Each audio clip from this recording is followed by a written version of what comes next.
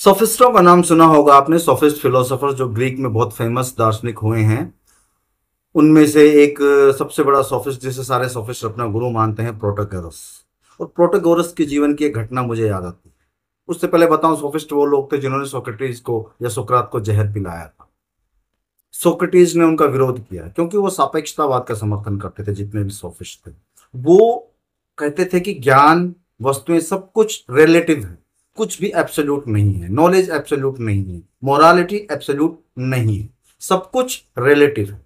और उनकी इस रिलेटिविटी के लिए उन्होंने बहुत अच्छे अच्छे फिलोसफी दी, बहुत अच्छे अच्छे वो इडियम्स गढ़ते थे, बहुत अच्छी अच्छी कहानियां बताते थे, बहुत रेटोरिक थे वो, बहुत वाक्पटु थे, बहुत हाजिर जवाब थे।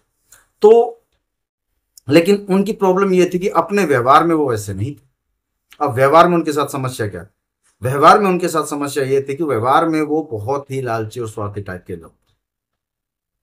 जो बड़ी बड़ी बातें वो करते थे व्यवहार में, वो सब वो धन के बदले करते थे। उन्हें कुछ भी करने के लिए धन चाहिए होता था। 10 घंटे के 2 घंटे में आपसे बात कर ली, उसको बदले में पैसा दो। वो सिखाने पढ़ाने के लिए पैसा लेते थे, चार्ज करते थे। प्रोटेगोरस के पास एक व्यक्ति आया, एक युवा आया। उसने कहा कि भाई मुझे लॉ करना है, लॉ सीखना है, लेकिन मेरे पास पैसे नहीं है, मैं गरीब व्यक्ति हूं, तो आपके पैसे मैं भुगतान कर दूंगा बाद में। तो प्रोटेगोरस ने कहा, उसका मतलब बैकग्राउंड वगैरह चेक किया, तो बोला हाँ बात, मुझे लड़का तो गरीब है, बोले चलो तू सीख ले, मेरे पास लॉ की डिग्री ले ले और अपना प्रोफेशन बना ले लॉ को, लेकिन मेरे पैसे बाद में चार्ज कर देना जब तू सीख जाए। चलो ठीक है। अब उनका लॉ का सीखने का कार्यक्रम चलता रहा। अब उनकी बीच में बात ये हो जाती है कि भाई मैं आपको अपना पहला केस जीतते ही, आपसे लॉ की डिग्री लेने के बाद पहला केस जीतते ही मैं आपको आपकी पेमेंट कर दूंगा। प्रोटोकॉल बोला ठीक है। अब हुआ क्या कि जब उसकी डिग्री पूरी हो गई या होने वाली थी, तो वो बंदा गायब हो गया। वो नहीं आया प्रोटोकॉलस के पास। प्रोटोकॉलस ने कुछ वीक, कुछ हफ्ते, कुछ महीने इंतजार किया, फिर उसके पास संदेशा भेजा। उसने कहा, टालता रहा टालता रहा टालता रहा, टाल मटोल करता रहा। जब भी प्रोटोकॉलस उसे संदेश भेज रहे हैं, टाल मटोल हो रहा है। तो कई महीने बीत गए तो प्रोटोकॉलस भी परेशान हो गए। अब प्रोटोकॉलस ने कहा मेरे से लॉ सीख गया और मुझे समझा रहा है। प्रोटोकॉलस ने उसके ऊपर केस कर दिया। मामला न्यायालय में पहुंच गया। अब न्यायालय में जब मामला पहुंच गया तो प्रोटोगोरस ने कहा, अब दलील प्रोटोगोरस की सुनना। कितने रेटोरिक ये लोग होते थे, सोफिस्ट जो लोग होते थे। प्रोटोगोरस ने कहा कि अगर इस केस को आगे बढ़ाने की आवश्यकता ही नहीं है। न्यायाधीश को बोला कि इस केस को आगे बढ़ाने की आवश्यकता ही नहीं है, कि यदि मैं केस हार गया तो इसे मेरा भुगतान करना पड़ेगा, क्योंकि इसका वचन था कि ये अपना पहला केस जीतते ही मुझे पेमेंट दे दो, मेरा पैसा दे दे। और अगर मैं केस जीत गया तो भी इसे मुझे पैसा देना पड़ेगा, क्योंकि वो कोर्ट का आदेश होगा। जीतने पे इसे कोर्ट के आदेश से पैसा देना पड़ेगा, हारने पे इसे अपने कमिटमेंट के कारण पैसा देना पड़ेगा। तो केस किस लिए लड़ना है? बिल्कुल न्यायाधीश को बात समझ में आई। अब उसके जवाब की उसके शिष्य की बात आई। तो शिष्य ने भी प्रोटोगोरस से सीखा था। तो शिष्य बोला कि हाँ जी बिल्कुल, केस को बढ़ाने की आगे आवश्यकता ही नहीं है। यदि मैं केस जीत गया तो मुझे कोर्ट के आदेश से, क्योंकि मैं जीतूंगा, पैसे पेमेंट करने की जरूरत ही नहीं है। और यदि मैं केस हार गया तो भी मुझे पैसे पेमेंट करने की जरूरत नहीं है, क्योंकि मैं केस हारा हूं। मेरा पहला केस जीता ही नहीं। और जब तक मैं मेरा पहला केस नहीं जीता, जैसा कि कमिटमेंट था, मैं इनकी पे नहीं करूंगा, तो मुझे पे करने की जरूरत ही नहीं है। अगर मैं जीतता हूं तो कोर्ट के आदेश से मैं पैसे पे नहीं करूंगा, अगर मैं हारता हूं तो मेरे कमिटमेंट के कारण मैं पैसे पे नहीं करूंगा। तो इसका मतलब पैसे पे करने की जरूरत नहीं, तो केस बंद करो, दफा करो, केस क्यों चलाना है? ये थे सोफिस्ट।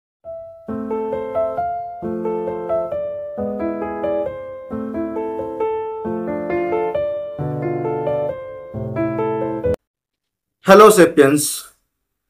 कुछ स्टूडेंट्स, कुछ स्कॉलर्स की डिमांड पे मैं आज एक सीरीज स्टार्ट करने वाला हूँ वेस्टर्न फिलोसफी की, जिसमें मैं आपको पूरी वेस्टर्न फिलोसफी की हिस्ट्री जो है उसकी इंसाइट को इंक्लूड करते हुए समझाना चाहूँगा, पढ़ाऊँगा, समझाऊँगा। जहाँ पे मैं थेलीज से स्टार्ट करके, जिसको कि वेस्टर्न फिलोसफी का जन्मदाता माना जाता है, और लगभग क्वाइन स्ट्रोसन तक आपको लेके जाऊंगा। मैं आपको वो भी पढ़ाऊंगा जो नॉर्मली आपको यूट्यूब वगैरह किसी पे मिलता नहीं है, चाहे विटगेनस्टाइन और सब इजीली नहीं समझ में आते हैं वो लोग। बहुत ईजी वे में मैं आपको समझाऊंगा सारी फिलोसफी उनकी, ठीक है। लेकिन उससे पहले मेरी एक रिक्वेस्ट है, इसके जितने भी भाग बनेंगे वो बन जाएंगे। आज के भाग में जो हम पूरा करने वाले हैं वो हम प्री सोक्रेटिक पीरियड पूरा करेंगे। प्री सोक्रेटिक फिलोसफी जो थी उसको आज हम समझेंगे। लेकिन मेरी एक रिक्वेस्ट है कि मुझे आपकी सपोर्ट चाहिए, मुझे आपकी समर्थन। यदि मुझे इस वीडियो के बाद आपको आपका सपोर्ट, आपका समर्थन, मेरे चैनल के सब्सक्रिप्शंस, व्यूज, लाइक, कमेंट्स बढ़ते हैं, तो डेफिनेटली इसका सेकंड एपिसोड बहुत जल्दी मैं आपको दूंगा, और फिर थर्ड, फोर्थ, फिफ्थ जितने भी आएंगे, पूरी वेस्टर्न फिलोसफी, उसके बाद इंडियन, और चलता रहेगा। जिसके लिए आप बुक्स खोजते हो वो सारा कुछ मैं आपको यहाँ वीडियो में अवेलेबल करवा दूंगा, एकदम free of cost. But support me, like, share, comment, subscribe, ये मुझे चाहिए आपसे, ये मेरा आपसे रिक्वेस्ट। ठीक है, तो आज हम स्टार्ट करने वाले हैं प्री सोक्रेटिक फिलोसफी, यानी सुकरात पूर्व का दर्शन। अब सुकरात पूर्व का दर्शन जो था, सोक्रेटिस से पहले की जो फिलोसफी थी उसकी हम बात कर रहे हैं। अब सोक्रेटिस से पहले की जो फिलोसफी है, और हाँ मैं आपको बता दूं, मैं इसके लिए आपको नोट्स भी अवेलेबल करवाऊंगा। हर वीडियो में आपके सामने नोट्स होंगे, जो भी मैं पढ़ाऊंगा उसके लिए, जिन जिन नोट्स को मैंने सालों की मेहनत से बनाया है। तो जो मैं आपसे बात कर रहा था, आज हम पढ़ेंगे। एक्चुअली सबसे पहले हम वेस्टर्न जो ग्रीक फिलोसफी है उसका थोड़ा इंट्रोडक्शन समझ लेते हैं। ग्रीक फिलोसफी 700 बीसी, 700 ईस्वी पूर्व से प्रारंभ होती है, जिसमें थेलीस जो थे वो इस फिलोसफी के फाउंडर थे। यहाँ पर क्या होता है कि जो जो सामंतवाद था, जो कुलीन तंत्र चल रहा था, उस कुलीन तंत्र को समाप्त करके जनतंत्र की स्थापना की जाती है। अब ये ध्यान रखना, जनतंत्र और लोकतंत्र दोनों डिफरेंट है। हम एक्चुअली दोनों को एक समझ लेते हैं, जनतंत्र और लोकतंत्र। जनतंत्र का मतलब ये है जनता का राज तो है, लेकिन राजा जनता चुन रही है। वहां पे जनता के राज से राजा ही बनाया जा रहा है, वहां पे पीएम प्रेसिडेंट नहीं बन रही। और जो लोकतंत्र आया है हमारा, ये इस समय जो चल रहा है, उसमें हम एक सरकार के बेस पर चल रहे हैं, 5 साल 4 साल का टाइम दे रहे हैं, उस हिसाब से लोकतंत्र चल रहा है। तो जनतंत्र पहले भी होता था, लेकिन दैट इज नॉट लोकतंत्र। वहां पे राजा ही राज करता, वहां पे कोई प्रधानमंत्री राष्ट्रपति राज नहीं करते। ठीक, तो जनतंत्र की स्थापना 700 बीसी में ही यूनान में होती है। यूनान के दर्शन जब प्रारंभ होता है तो एक प्रश्न है कि प्रकृतिवाद, नेचुरलिज्म, आपसे अक्सर पूछा जाता होगा, कई बार क्वेश्चन भी आते हैं, या फिलोसफी का जब भी जिक्र आता है तो जो अदर देन फिलोसफी के जो स्टूडेंट्स हैं, स्कॉलर्स हैं, उनसे जाना जाता है व्हाट इज नेचुरलिज्म, प्रकृतिवाद क्या है। यही प्रकृतिवाद था जो यहां से स्टार्ट। प्रकृतिवाद का मूल अर्थ यह है कि जो प्रारंभिक फिलोसोफर थे, जो प्री सोक्रेटिक फिलोसोफर्स थे, उनमें से कुछ स्कूल्स ऐसे थे, एक या दो स्कूल ऐसे थे, जिन्होंने कहीं से भी किसी ऐसी सुपर नेचुरल या एब्सोल्यूट सत्ता को इस जगत का मूल नहीं माना। उन्होंने केवल और केवल इस प्रकृति में जो इंपेरिकली अनुभव से जो चीजें अवेलेबल हैं, चाहे वो वायु है, जल है, अग्नि है, वायु या वटेवर जो भी है, पृथ्वी है, उन्हीं में इस सृष्टि की उत्पत्ति का मूल खोजा, सत्ता उन्हीं में खोजी। सत्ता उन्होंने इस जगत से परे नहीं मानी, यानी इस प्रकृति में ही फाउंडेशन है इस सृष्टि की, इस जगत की। हाँ, देवता को मानने वाले लोग थे, लेकिन देवताओं को भी वो इसी सृष्टि के अंतर्गत मानते। तो प्रकृतिवाद मतलब अनुभव पे डिपेंड करता था। और यहां पे मैं आपको एक और डिफरेंस क्लियर कर देता हूं कि ऑन्टोलॉजी और मेटाफिजिक्स को एक समझा जाता है, बेसिकली एक ही है, वो मान्यूट सा डिफरेंस है, लेकिन डिफरेंस है। जब हम प्रकृतिवाद की बात करते हैं, जब प्री सोक्रेटिक एरा में हम नेचुरलिज्म की बात करते हैं, तो वो लोग ऑन्टोलॉजी पे ज्यादा ध्यान देते, उनका फोकस ऑन्टोलॉजी था, उनका फोकस मेटाफिजिक्स नहीं था। ऑन्टोलॉजी का मतलब ही है कि केवल आप ये बताओ कि इस सृष्टि की मूल सत्ता क्या है। अब वो मूल सत्ता कैसे आगे बढ़ती है, सृष्टि में कैसे कन्वर्ट होती है, सृष्टि का निर्माण कैसे होता है, ये सब मेटाफिजिक्स में आ जाता है। यानी जब आप मूल सत्ता के साथ साथ मूल सत्ता की क्रिया विधि, गुण वगैरह जब बताने लग जाते हो, तो वो मेटाफिजिक्स है। और जब सिर्फ आप मूल सत्ता बताते हो कि ये मौलिक तत्व है इस जगत की उत्पत्ति का, तो वो ऑन्टोलॉजी है। That is the difference between metaphysics and ontology, ये माइंड रख लेना। ठीक है, अब वो नेचुरलिज्म जो स्टार्ट होता है, तो जो जितने भी फिलोसोफर हुए हैं, जैसे आयोनिक स्कूल हुआ है, उसके बाद माइलेशन हुए हैं, माइलेशन आयोनिक पे एक ही थे, इलियाटिक हुए हैं, ये लोग जो थे, या फिर उसके बाद जो डेमोक्रेटिस हुए हैं, यानी एटोमिस्टिक फिलोसोफर्स हुए हैं, वो सब के सब जो थे वो प्रकृतिवादी दार्शनिक थे। वो प्रकृति में ही इस जगत का मूल तत्व खोजते थे। That is why they are called naturalist, इसीलिए उनको प्रकृतिवादी दार्शनिक बोला जाता है। तो ये कंसेप्ट आपका क्लियर होना चाहिए कि प्रकृतिवाद कहा किसे गया है। अब इस प्रकृति के भिन्न भिन्न रूप, यानी किसी ने कोई तत्व मूल माना, किसी ने कोई तत्व मूल माना। ठीक है, अब एक और क्वेश्चन, जो दो मूल समस्याएं थी प्री सोक्रेटिक एरा में ग्रीक फिलोसफी में, वो दो मूल समस्याएं ये थी कि वास्तव में मूल तत्व क्या है, और दूसरा मूल तत्व जो है वो इस प्रकृति में कन्वर्ट कैसे होता है। जो पहली समस्या है उसका संबंध ओंटोलॉजी से है, और जो दूसरी समस्या है उसका संबंध मेटाफिजिक्स से।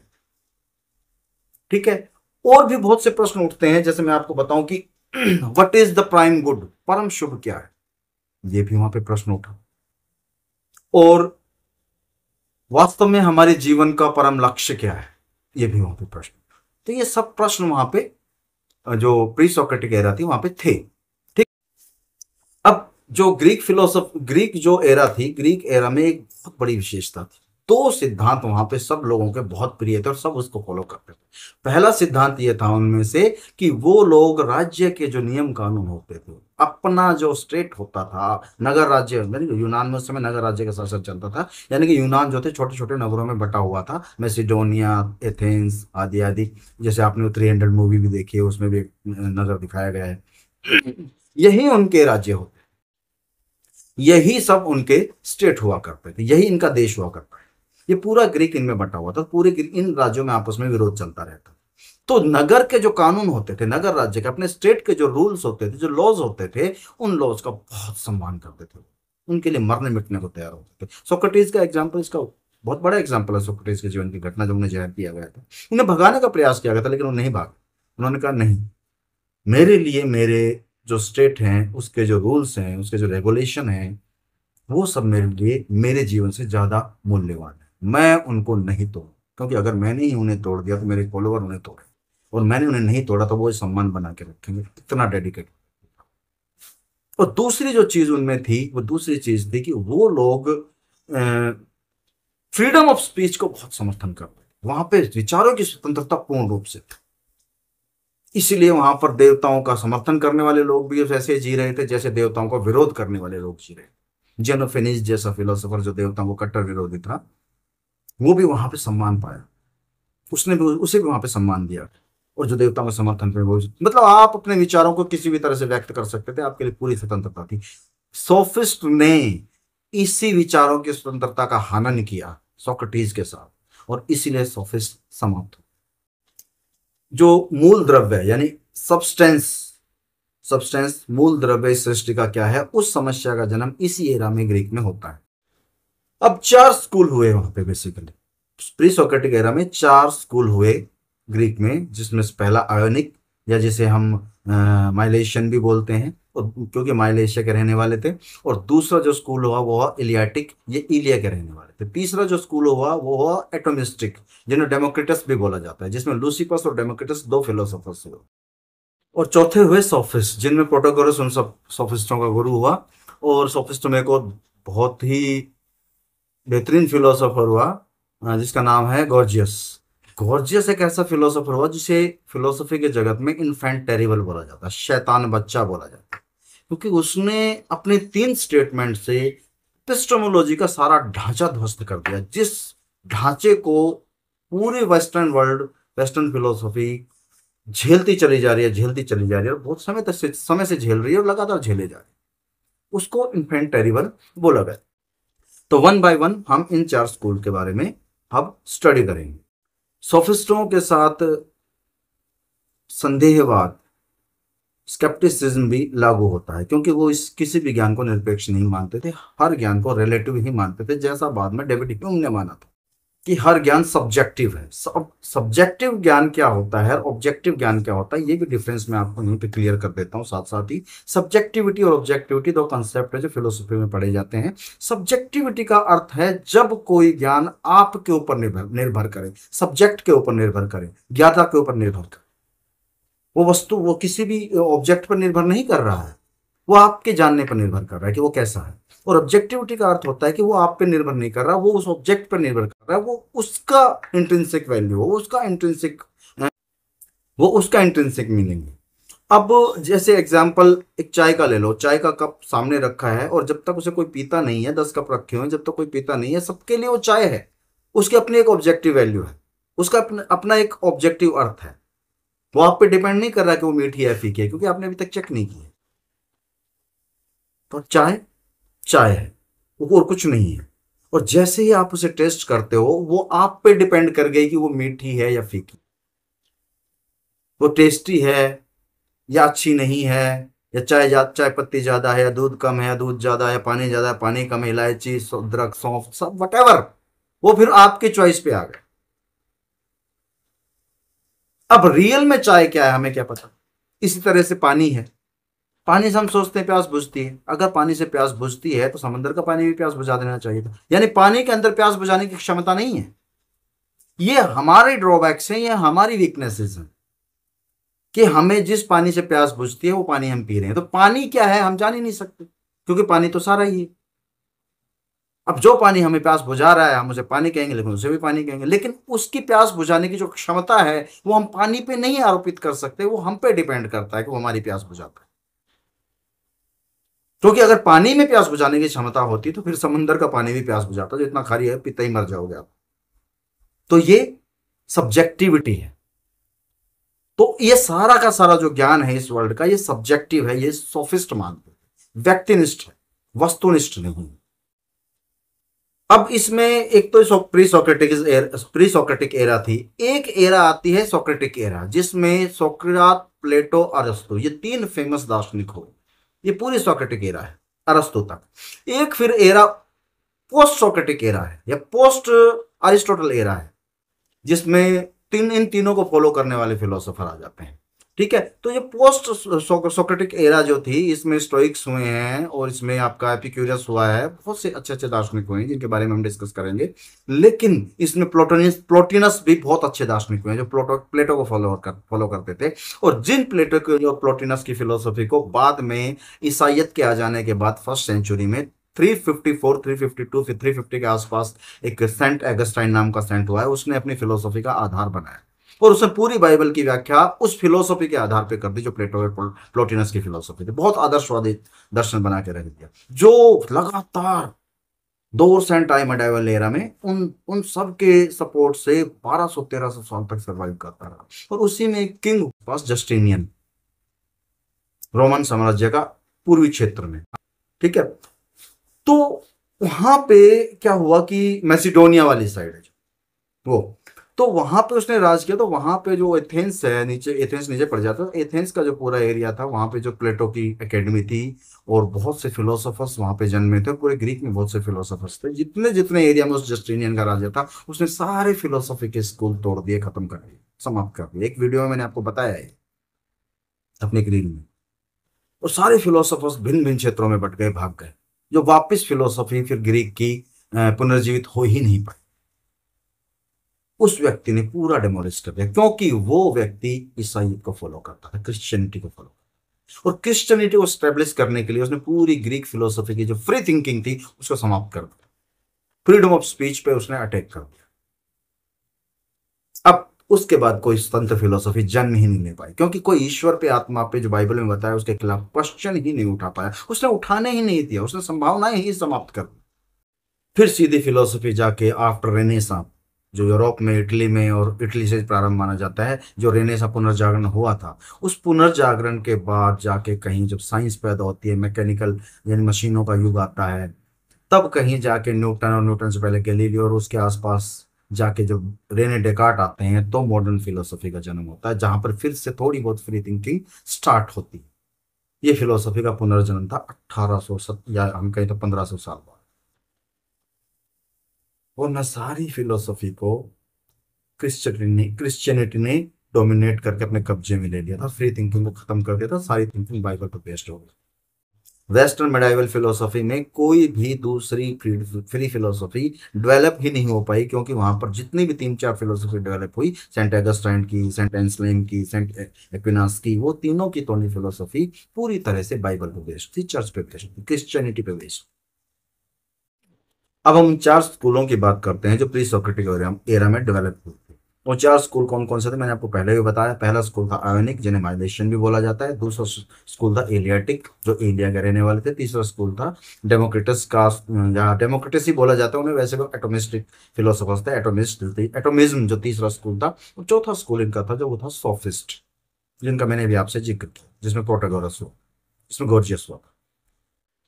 अब जो आयोनिक स्कूल था, जिसे हम माइलेशियन कह रहे हैं, जहां जो बेसिकली माइलेटस शहर के रहने वाले लोग थे, जो आज का टर्की है, ठीक है। ये इस क्षेत्र को एशिया माइनर का क्षेत्र कहा जाता है। आज का जो टर्की है, टर्की पे जाके एशिया जो हमारा कॉन्टिनेंटल है, वो कॉन्टिनेंट है, वो समाप्त हो जाता है। और उसके बाद जो यूरोप स्टार्ट हो जाता है। एशिया में जो टर्की की राजधानी है इस्तांबुल, इस्तांबुल से ग्रीस का एक नगर है, उसकी सीमा लगती है। और एथेंस भी वहां से 300-400 किलोमीटर के आसपास ही पड़ता है। तो ये टर्की का एरिया उस समय ग्रीक में ही गिना जाता था, ग्रीस में ही गिना जाता था। मैसिडोनिया, ग्रीस जो अपना टर्की है, उससे मैसिडोनिया बहुत नजदीक है, मेरे ख्याल से 100-200 किलोमीटर का फर्क, सीधा पहुंचा जा सकता है। बीच में बड़ा समुद्र है, लेकिन रास्ता बना हुआ है, जुड़ा हुआ है वहां से यूरोप और एशिया महाद्वीप। देखना कभी मैप में जाके, तो वहां से वो आराम से पहुंच जाते थे। तो वो एरिया भी उस समय ग्रीक में ही शामिल था। तो ये वहां के रहने वाले जो लोग थे वो आयोनिक संप्रदाय, तो इनसे ही फिलोसफी की शुरुआत हुई, जिसमें सबसे पहला जो तीन दार्शनिक बेसिकली हुए, और तीनों आपस में गुरु चेले हुए। तो जो ट्रायड हमें सोक्रेटिक फिलोसफी में देखने को मिलता है, सुकरात के शिष्य प्लेटो और प्लेटो के शिष्य अरस्तु, वही ट्रायड हमें जब फिलोसफी ग्रीक की स्टार्ट होती है वहां पर भी देखने को मिलता है। पहला फिलोसोफर थेलीज, थेलीज का शिष्य एनेक्सिमेंडर, और एनेक्सिमेंडर का शिष्य एनेक्सिमेनीज। ये सेम ट्रायड वहीं चल रहा है, और शुरू से पहले से स्टार्ट हो गया है जब ग्रीक फिलोसफी स्टार्ट होती है। तो ये आयोनिक कहलाए, माइलेशन कहलाए। साथ में ये कहलाए ह्यूलिस्ट। ह्यूलिस्ट जो शब्द आता है वो आता है ह्यूल शब्द से। ह्यूल का मतलब होता है कोई एक भौतिक द्रव्य, भौतिक द्रव्य। इनका प्रकृतिवाद इसलिए प्रकृतिवाद कहलाता है कि भौतिक द्रव्य यानी प्रकृति में मिलने वाला द्रव्य। तो इन्होंने भौतिक तत्व को ही मूल तत्व माना, और बाकी पूरी सृष्टि की उत्पत्ति उसी एक तत्व से मान ली, इसलिए एक तत्ववादी भी कहलाए। एक समस्या जो इन्होंने जो हम जब किसी भौतिक द्रव्य को मूल द्रव्य मानते हैं, सृष्टि का मूल कारण मानते हैं, तो एक समस्या हमें फेस करनी पड़ती है। उस समस्या को जो कहा जाता है वो कहा जाता है गति की समस्या। अब इस गति को समस्या को समझना, गति से कुछ लोग गति यानी जैसे बस ट्रेन वगैरह वगैरह की गति होती है उसको ले लेते हैं। नहीं, गति का एक पर्यायवाची शब्द है परिवर्तन। गति शब्द का अर्थ परिवर्तन भी है। जब तक गति नहीं होगी, जब तक मोशन नहीं होगा, मोशन का जो माइन्यूट लेवल है वो है मूवमेंट, थोड़ा सा भी मूवमेंट। और वो मूवमेंट बायोलॉजिकल भी हो सकता है। लाइक आज आपने एक पौधा देखा, कल उसमें इतनी सी एक पत्ती थी छोटी सी, वो अगले दिन जो है उससे 1 सेंटीमीटर बड़ी हो गई। तो ये जो 1 सेंटीमीटर बड़ी हुई है दूसरे दिन, ये जो 24 घंटे में जो चेंज आया है ना, ये भी गति। चेंज को गति कहते हैं, परिवर्तन को गति कहते हैं, मोशन को गति कहते हैं। यानी गति का लेवल है, फिर वहां से स्टार्ट होगा, वो कितनी भी हो सकती है, पर ये गति। तो गति की समस्या सबसे पहले आती है हमारे सामने जब हम कोई मूल द्रव्य बताते हैं। और मूल द्रव्य बताने में गति की समस्या कैसे आती है कि भाई अगर आपने मूल द्रव्य बताया है तो मूल द्रव्य तो जड़ है, भौतिक है, उसमें अपने आप गति कैसे हो सकती? गति के लिए तो कोई संचालक चाहिए हो ना। और उस गति की कल्पना के लिए, उस परिवर्तन और चेंज की कल्पना के लिए ईश्वर आदि की कल्पना कर ली जाती है, या आत्मा आदि की कल्पना कर ली जाती है। जो सत्य है या नहीं है ये अलग विषय है, लेकिन वो कारण बन जाता है उसके लिए। ठीक, भारतीय दर्शन में सांख्य फिलोसफी, महर्षि कपिल, वो जो जड़ द्रव्य है, जो प्रकृति है, उसी में गति मानते हैं। उनको गति के लिए किसी अन्य संचालक की आवश्यकता नहीं है। और वो आत्मा को गतिशील मानते ही नहीं है, उसमें परिवर्तन की संभावना ही नहीं, क्योंकि वो कंप्लीट है। लेकिन प्रकृति जो कि इनकम्प्लीट है, तो अपने आप को, वैसे वो कंप्लीट है लेकिन उस चेंज उसका मौलिक है, तो चेंज होती रहेगी हमेशा, ये उसका नेचर है। तो वो चेंज वहां पे जड़ द्रव्य में माना गया है। इसी प्रकार इन लोगों ने, जो ये तीन आयोनिक फिलोसोफर्स थे जो ह्यूरिस्ट कहलाए, इन लोगों ने चेंज का जो मूल है, फाउंडेशन है, वो जड़ द्रव्य में ही माना, भौतिक द्रव्य में ही माना, ह्यूल में ही माना, कहीं बाहर से नहीं आती। तो ये सारी व्याख्या एक द्रव्य के आधार पर कर देते थे। तो इन आयोनिक में जो पहले फिलोसोफर हुए वो हुए थेलीस, जिन्हें थेल्स भी कहा जाता है। इन्हें संपूर्ण पाश्चात्य दर्शन का जनक कहा जाता है और इन्हें यूनान के 7 महापुरुषों, 7 ऋषियों में गिना जाता है। अन्य छवि गूगल पर अवेलेबल है, आप देख लेना। 7 महापुरुषों में इन्हें गिना जाता है। ये पहले व्यक्ति थे जिन्होंने पूरी सृष्टि की व्याख्या एक ही द्रव्य से, भौतिक द्रव्य से करने का प्रयास किया। एक डेल्फी में एक अपोलो का मंदिर है ग्रीस में, वहां पे एक स्टेटमेंट लिखी हुई है, नो दाई सेल्फ, स्वयं को जानो। और ये स्टेटमेंट इन्हीं की दी हुई है। इस स्टेटमेंट को बाद में एक जर्मन दार्शनिक, एक जर्मन आइडियलिस्ट, जो कि बहुत ज्यादा डोमिनेटिंग फिलोसोफर कहलाए, हेगल, हेगल ने इस स्टेटमेंट को अपने पूरी की पूरी फिलोसफी में यूज किया। इन्होंने जो है, जो अपनी मिस्र में उस समय रेखा गणित प्रचलित था, वो प्रणाली प्रचलित थी, वो वहां से पिक करके इन्होंने यूनान में वो सिखाई। और इन्होंने साथ ही जो इजिप्ट के लोग थे, मिस्र के लोग थे, उनको साथ में इन्होंने सिखाया पिरामिड की हाइट नाप। और पिरामिड के हाइट नापने के लिए जो फॉर्मूला इन्होंने डिराइव किया, उस फॉर्मूले को कहा जाता है इंटरसेप्ट थ्योरम या थेलिस थ्योरम या थेल्स थ्योरम, जो मैथमेटिक्स में पढ़ाई जाती है। इस थ्योरम को इन्होंने देखकर, इस थ्योरम के माध्यम से उन्होंने सिखाया कि पिरामिड की हाइट कैसे नापी जाती है। उन्होंने एक तरीका निकाला मैं उससे, ज्योमेट्री से। तो थेलिस थ्योरम या थेल्स थ्योरम उसे कहा जाता है। साथ ही ये ज्योतिष में या एस्ट्रोनॉमी में भी अच्छे थे।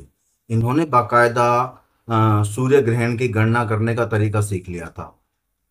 इन्होंने 585 ईस्वी पूर्व में होने वाले सूर्य ग्रहण की पूर्ण भविष्यवाणी की थी, और ये फैक्चुअली की थी, उन्होंने कथित तौर पे की थी, जो कि प्रूव हुई। साथ ही मौसम की जानकारी भी कलेक्ट कर लेते थे। वेदर रिपोर्ट भी अपनी इस एस्ट्रोनॉमिकल जो सोच थी उससे बता सकते थे। इनके फिलोसफी के 3 मौलिक सिद्धांत हैं। पहला सिद्धांत, सभी वस्तुएं देवताओं से परिपूर्ण है, यानी देवता जो हैं उनका जो सार है वो सभी वस्तुओं में विद्यमान है। इट इज लाइक, तभी तो ग्रीस में भी ऐसे ही देवता बन गए जैसे भारतीय वैदिक कल्चर में देवता बन गए। पानी जल का एक देवता हो गया, बरसात का एक देवता हो गया, पुरुष का एक देवता हो गया। इसी तरह से वहां पे देवता बन गए। जल में भी देवता है, भूमि में भी देवता, हर चीज में देवत्व निवास करता है। तो सभी देवताएं, सभी वस्तुएं देवताओं से परिपूर्ण है। सेकंड, इनकी फिलोसफी का जो सिद्धांत था वो ये था कि पृथ्वी जो है एक तस्तरी के समान है जो जल पे तैर रही है, और ये चपटी है। अब चपटी पृथ्वी का प्रिंसिपल जो है ये 700 ईस्वी पूर्व में वेस्टर्न वर्ल्ड में थेल्स महाराज दे देते हैं। और थेलीस महाराज के इस चपटी पृथ्वी के सिद्धांत को बाद में बाइबल या कुरान में भी दिया जाता है। और वो कहते हैं कि नहीं, ये हमारे जो जो जो प्रथम पुरुष हुए हैं उनके द्वारा दी गई है। तो वो तो बहुत बाद में हुए हैं, यहाँ तो ग्रीक में पहले ही आ रही है ये चीज। तो फिलोसफी से उठाए हुए तत्व हैं पढ़े लिखे लोगों के द्वारा, और उन्हें रख दिया गया है।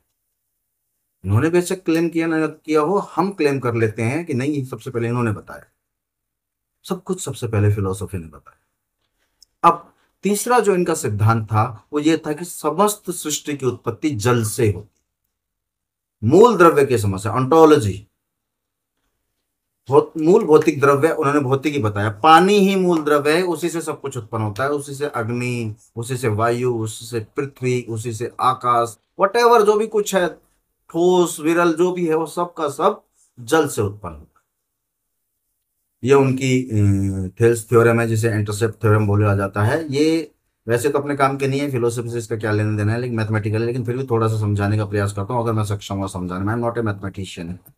तो इन्होंने जो ये थ्योरम दिए, इनके अनुसार एक अगर ट्राइंगल पे अगर कहीं भी किसी भी एक लाइन को आधार मानकर उसके पैरेलल कोई दूसरी लाइन बना दी जाती है, तो उससे जो 2 त्रिभुज निकलेंगी, एक छोटी और एक पूरी बड़ी त्रिभुज, उन दोनों का जो रेशियो होगा वो इक्वल होगा। इस तरह से हम एक त्रिभुज की छोटी अगर 10 20 50 त्रिभुज बना लेंगे, तो उस 10 50 त्रिभुज में इक्वली अगर डिस्ट्रीब्यूशन करेंगे एक लाइन को आधार बनाकर, तो वो जो छोटी त्रिभुज का जो हाइट या एरिया या पैरामीटर जो भी निकलेगा उसके आधार पर हमें सिर्फ मल्टीप्लाई करना है जितनी त्रिभुज हमने बनाई है लास्ट तक की, तो लास्ट जो मोटी त्रिभुज है उसका हमें एरिया मिल जाएगा, उसकी हाइट का पता लग जाएगा। सिमिलर मेथड उन्होंने पिरामिड को हाइट नापने के लिए उपयोग किया था, इसी इंटरसेप्ट थ्योरम। थेलीज के बाद जो दूसरे आयोनिक फिलोसोफर वो हुए एनेक्सिमेंडर, थेलीज के शिष्य। ये पहले व्यक्ति थे जिन्होंने फिलोसफी पे एक स्वतंत्र पुस्तक लिख के दी जिसका नाम था ऑन नेचर। इन्होंने अपने ही गुरु की जो फिलोसफी थी उसको थोड़ा सा उसको एडॉप्ट कर लिया, लेकिन उसको शॉर्ट करके उससे वाइड फिलोसफी देने का प्रयास किया। इन्होंने साथ में बेबीलोनियन एक नोमोन नाम का यंत्र भी बनाया, और वो नोमोन नाम का यंत्र एक सूर्य घड़ी की तरह से था, जहां पे एक सीधी लकड़ी या कोई त्रिकोण टाइप गाड़ दिया जाता था, और उससे जो परछाई बनती थी उस परछाई के बेस पर समझा जाता था कि कब बारिश होगी, यानी सूर्य किस स्थिति में है। सूर्य की स्थिति साल भर बदलती रहती है, और साल भर इस स्थिति के बदलने के कारण पृथ्वी पर ऋतुएं बनती हैं। तो उससे वो आइडिया लगा लेते थे कि कब बारिश होने वाली है, कब गर्मी आने वाली है, कब क्या आने वाला है, और टाइम क्या हुआ है। विशेषकर समय को मापने के लिए वो इसे सूर्य घड़ी की तरह से उपयोग करते थे। साथ में इसको बहुत से और उपयोग। इनके अनुसार जो अदृश्य पदार्थ, जो मूल द्रव्य है, जो एक कोई पदार्थ है जिससे पृथ्वी की उत्पत्ति हुई है, अन्यों की उत्पत्ति हुई है, तो वो तो अलग है, लेकिन पृथ्वी की उत्पत्ति कैसे हुई? एक अदृश्य पदार्थ के भीतरी भाग के ठंडा होने के कारण ठोस हो गया वो, और ठोस से पृथ्वी का जन्म होता है।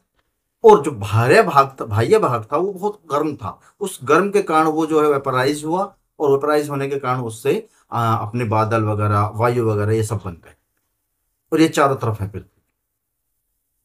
इन्होंने पूरे ब्रह्मांड के केंद्र में पृथ्वी को माना। एक और सिद्धांत आ गया जो बाद के जो रिलीजियस बुक्स हैं उनमें अपनाया गया, विशेषकर बाइबल में सेंटर में अर्थ है, बाकी सब चारों तरफ घूम रहा है। ये पहले ही दे गए यहाँ पे फिलोसफी, ये इन्हीं को फॉलो कर गए, वो उन्हीं को उठा के रख गए। सब कुछ फिलोसफी की देन है, जिसे बाद में किसी कास्ट, किसी कम्युनिटी या किसी आइडियोलॉजी, किसी रिलीजन, किसी पंथ वगैरह के मतलब जिस पे वो खड़ा कर दिया गया।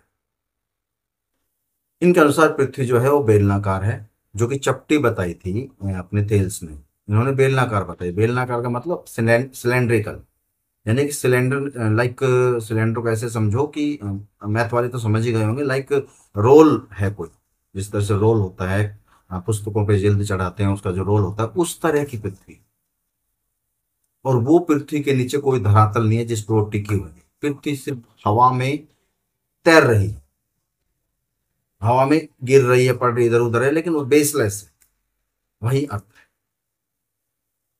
और पृथ्वी, उन्होंने बाकायदा एक मानचित्र भी बनाया जिसमें ग्रीस को उन्होंने सेंटर में दिखाया, ग्रीस को दिखा के ग्रीस के साथ बाकी वर्ल्ड को दिखाया, और उसके चारों तरफ पानी ही पानी दिखाया।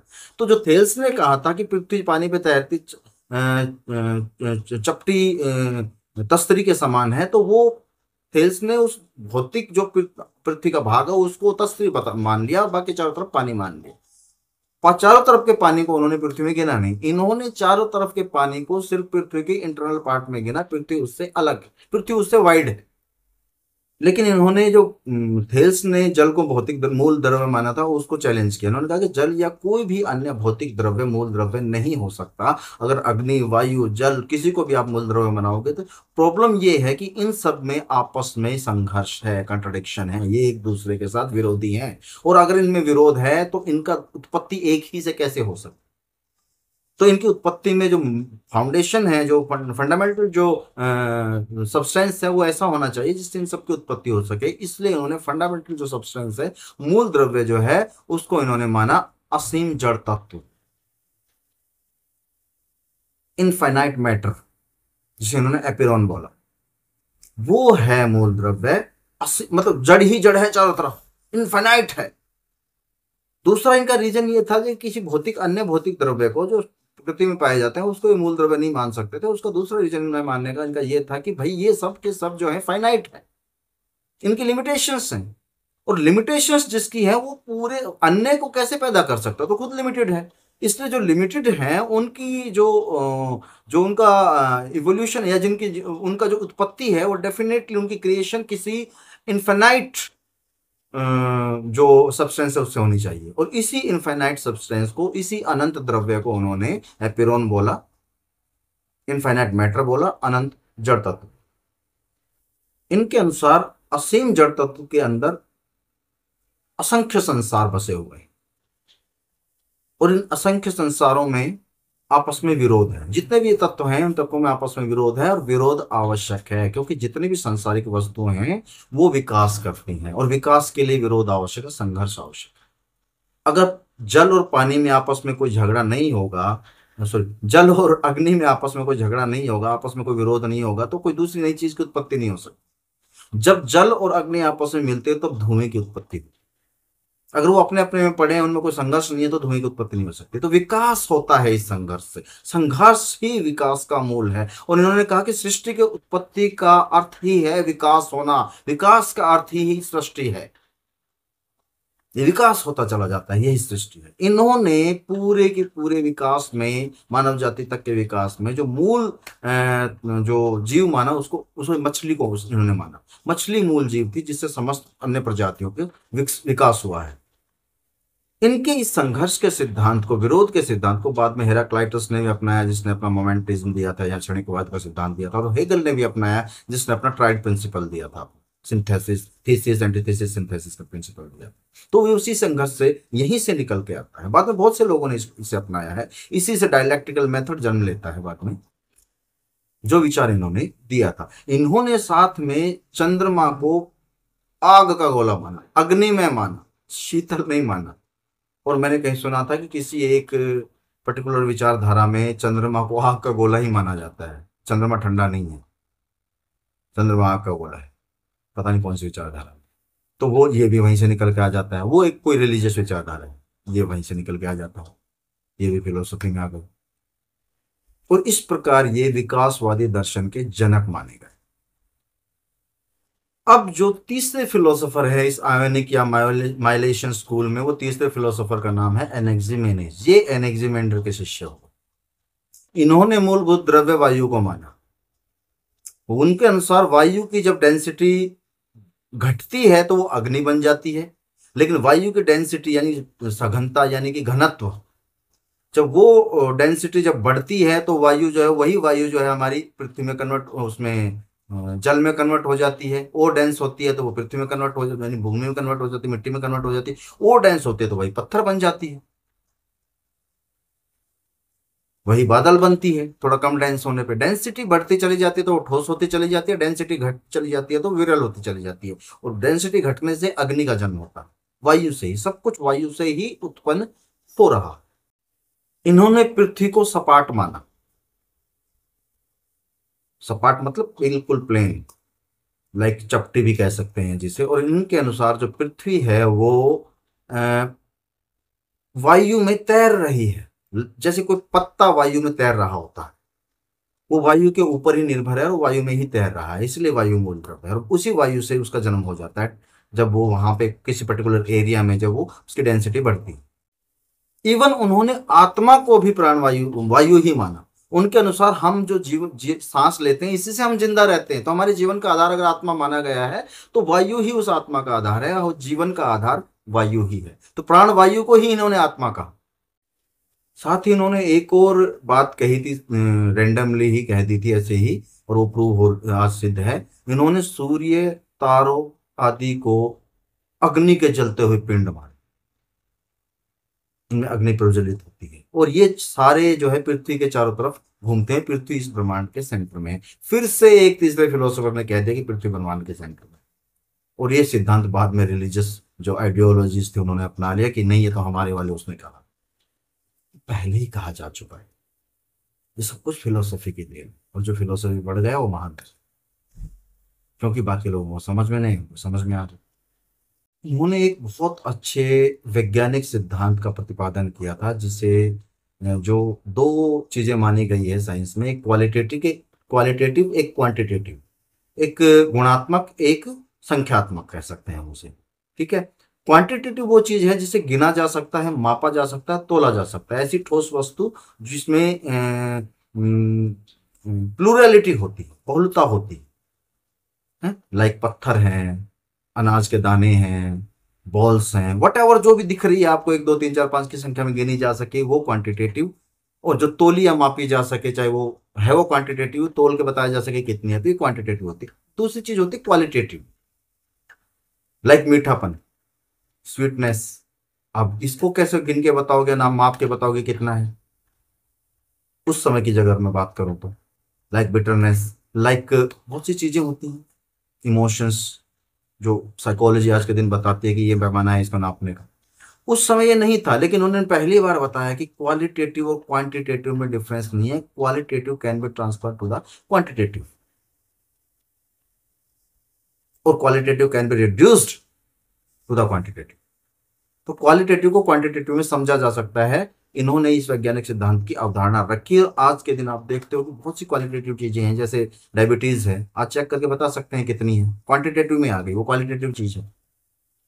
ब्लड कितना है बॉडी में, चेक के बताया जा सकता है, इसमें हीमोग्लोबिन कितना है, वो चेक करके बताया जा सकता है कि इतना है, वो क्वांटिटेटिव में कन्वर्ट होगा। आज के दिन साइंस से कर रहा है कि क्वालिटेटिव और क्वांटिटेटिव का डिफरेंस खत्म कर रहा है। ये डिफरेंस माना जाता था कि क्वालिटी अलग चीज है, क्वांटिटी अलग चीज है। क्वांटिटी मीन्स टू से जड़ द्रव्य है जो मिलता है, और क्वालिटी मीन्स टू से क्वालिटी को जोड़ दिया जाता था अजड़ द्रव्य से। इसलिए जो ईश्वरात्मक वगैरह माने जाते थे वो क्वालिटेटिव माने जाते थे, गुणात्मक माने जाते, परम सत्ता को गुणात्मक माना जाता, भौतिक नहीं माना जाता।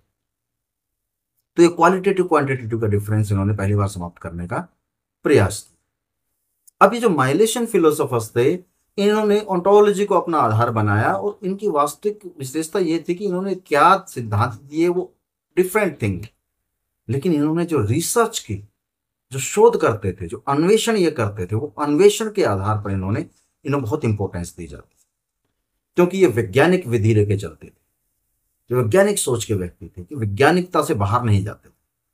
जगत में पृथ्वी पृथ्वी जगत में जो चीजें अवेलेबल है, भौतिक द्रव्य में, प्रकृति में जो चीजें अवेलेबल है, उन्हीं के ऊपर वो रिसर्च करके बताते थे कि इनमें से क्या बेसिक है।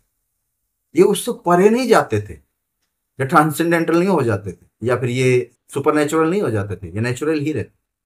तो ये विज्ञान नेचर में ही रह के शोध करना वैज्ञानिक नहीं। अगले फिलोसोफर है हमारी लिस्ट में, वो है पाइथागोरस।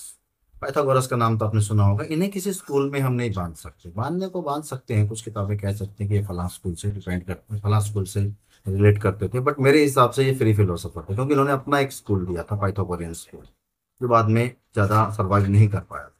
तो पाइथागोरस जो थे, इन्हें संख्या सिद्धांत का जनक माना जाता है। इन्होंने संख्याओं को ही मूल द्रव्य माना, सारी वस्तुओं संख्याओं के अतिरिक्त कुछ नहीं, और इसलिए इन्होंने अनुपात, माप, रेशियो, परसेंटेज वगैरह जो थे, इन सबको मतलब क्या बोलते हैं, चेक किया, डिराइव किया, और साथ में इन्हें संख्यात्मक रूप में इन्हें रिड्यूस करके दिखा। तो संख्याओं में ही वो कन्वर्ट किए जा सकते हैं, सब कुछ संख्याएं ही मूल द्रव्य। इन्होंने अपने कोई रिटर्न डॉक्यूमेंट्स नहीं छोड़े, कोई किताब नहीं लिखी, लिखित दर्शन इन्होंने नहीं छोड़ा अपना। संगीत को बहुत महत्व देते थे।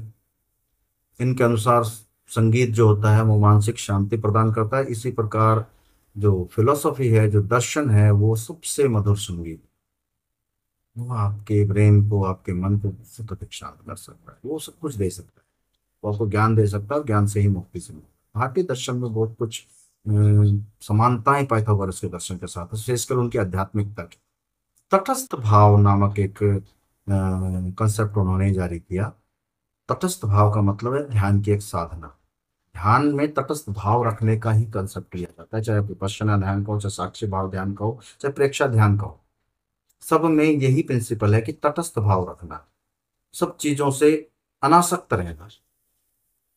जब आप तटस्थ भाव होते हो तो शांत होते हो, वो मेडिटेशन की अवस्था में तरफ चले जाते हो, उससे कंसंट्रेशन बढ़ता है। तो इन्होंने तटस्थ भाव का कंसेप्ट दिया। इनके अनुसार इन्होंने एक एग्जाम्पल दिया कि जो उस समय ग्रीस में जो है ओलंपिक स्टार्ट हो चुके थे, उन्होंने कहा कि ओलंपिक जो गेम्स हैं उनमें एक तो वो लोग हैं जो कि खिलाड़ी हैं, जो खेल रहे हैं, एक वो लोग हैं जो खोमचे वाले हैं, यानी जो दुकानें लगा के बैठे हैं, और एक दर्शक है। इन तीनों में दर्शक ही सबसे अधिक बुद्धिमान है, क्योंकि खिलाड़ी अपने हार जीत में लगा हुआ है, खोमचे वाले अपने धन अर्निंग में लगा हुआ है, लेकिन खिलाड़ी केवल आनंद ले रहे हैं। दोनों साइड उनका कोई मतलब नहीं। इसी प्रकार इस जगत में जो धन के लोभी हैं, और जो भक्ति कर्म या यज्ञ के लोभी हैं, और जो ज्ञान के प्रेमी हैं, उनमें सबसे श्रेष्ठ ज्ञान के प्रेमी ही हो, क्योंकि वो तटस्थ भाव से जीते हैं। उनका धन की तरफ लोभ नहीं होता, उनका भक्ति साधना वगैरह आपके यज्ञ वगैरह की तरफ कोई लोभ नहीं होता। उनका लोभ सिर्फ ज्ञान की तरफ, पर ज्ञान से ही वास्तविक मुक्ति संभव है। इन्होंने भी पृथ्वी को बेलनाकार ही माना, जैसा कि एनेक्सिमेंडर ने माना था। इनका पाइथागोरस थ्योरम आपने पढ़ा होगा, मैंने मेरे एक वीडियो में बता रखा है उसके विषय में, किस प्रकार उस पाइथागोरस का उपयोग करके बाद में आइंस्टाइन का जो टाइम डायलेशन का फॉर्मूला था वो भी डिराइव किया गया था उससे।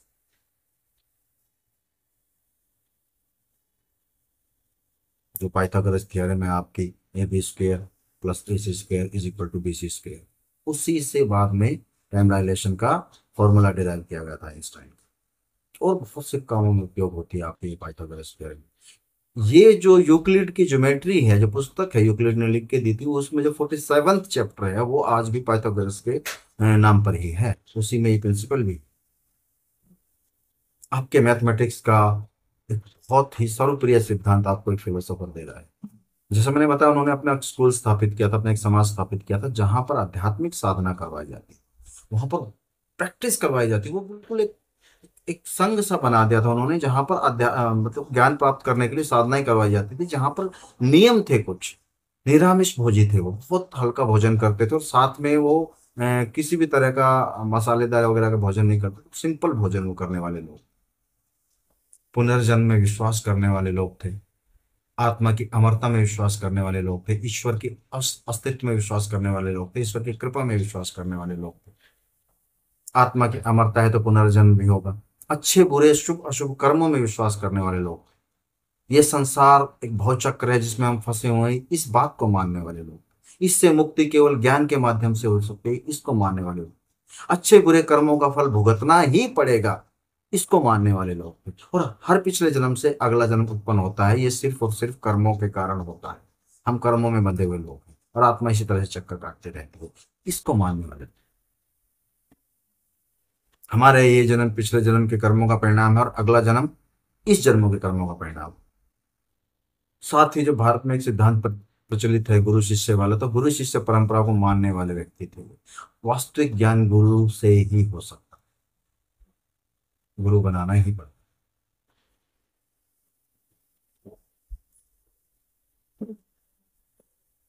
मेरा दर्शन सुयोग्य लोगों के लिए है, क्योंकि गधों को घास चाहिए, सोना नहीं। ये जो स्टेटमेंट है, ये तीन चार लोगों के साथ जोड़ी जाती है, सोक्रेटिस के साथ भी जोड़ी जाती है कि सोक्रेटिस ने ऐसा कहा था। ये स्टेटमेंट पाइथागोरस के साथ भी जोड़ी जाती है, और बेसिकली ये स्टेटमेंट सबसे ज्यादा जो है हेराक्लाइटस के साथ जोड़ी जाती है। बहुत कठोर वाले दार्शनिक थे। इसी तरह की एक स्टेटमेंट और है कि तीन चार लोग बैठे थे, तो सबके बीच में आपस में वार्ता चल रही थी। तो उस वार्ता में एक ने कहा कि भाई मैं, मतलब अपने शहर का गुणगान किया। 11वीं में उस समय मैं पढ़ाता था इंग्लिश, तो उस समय एक ऐसे लगता था, उसमें मैंने पढ़ाया था कहीं कि एक व्यक्ति इटली का रहने वाला, तो पूरे इटली की प्रशंसा करके कहता है कि I am proud of being an Italian, मैं इटली का रहने वाला हूँ। फिर एक जर्मन था, उसने जर्मन की प्रशंसा किया, I am proud of being a German, मैं जर्मनी का रहने वाला हूँ। फिर एक इंग्लैंड का था, उसने अपनी सारी प्रशंसा करी सारी इंग्लैंड की, फिर बताया कि I am proud of being English, मैं इंग्लैंड का रहने वाला हूँ। एक चौथा व्यक्ति जो बैठा था, जो उन तीनों की बातें सुन रहा था, फिर उससे पूछा गया तो उसने एक statement the, I am the citizen of the world, मैं विश्व का नागरिक। एक महोपनिषद है भारत में, उपनिषदों में से एक उपनिषद है महोपनिषद, उसमें वसुधैव कुटुंबकम का सिद्धांत, वो यही सिद्धांत। ये बात एक दार्शनिक ही कह सकता है कि मैं विश्व का नागरिक हूँ, किसी और के बस की नहीं है। क्योंकि बाकी सब धर्मों में, क्रीड में, रिलीजन्स में, संप्रदायों में, पंथ में, मजहबों में बटे हुए लोग हैं, अपने अपने वर्गों में बटे हुए लोग, अपने अपने समाजों में बटे हुए लोग। दार्शनिक अपने विचारों में विश्व भ्रमण करता है, और विश्व का नागरिक, विश्व नहीं वो ब्रह्मांड भ्रमण करता है, तो इसलिए वो विश्व का नागरिक। ये स्टेटमेंट सोक्रेटिस के साथ भी जोड़ी जाती है, और ये स्टेटमेंट नीत्शे के साथ भी जोड़ी जाती है, कई लोगों के साथ जोड़ी जाती है। कई स्टेटमेंट्स ऐसी हैं जो इंटरमिंगल हैं, स्पष्ट नहीं है, क्लैरिफाइड नहीं है कि भाई किस फिलोसोफर ने ये कही है। अर्ली ग्रीक फिलोसफी में आयोनिक के बाद जो एक पहला फ्री फिलोसोफर अपना पाइथागोरस हुआ है, और दूसरा जो फ्री फिलोसोफर हुआ है वो है हेराक्लाइटस। ये भी बड़े बड़े ही बोल्ड सोच के व्यक्ति थे। इन्हें यूनान का महात्मा बुद्ध कहा जाए तो कोई अतिशयोक्ति नहीं होगी, और इनका टाइम भी देखो महात्मा बुद्ध के आसपास का ही है। तो ये वो दार्शनिक थे जिन्होंने मूल तत्व माना अग्नि को। अग्नि से समस्त जगत की उत्पत्ति हो। इनका जो सबसे अच्छा जो सिद्धांत था वो सिद्धांत था क्षणिकवाद का सिद्धांत।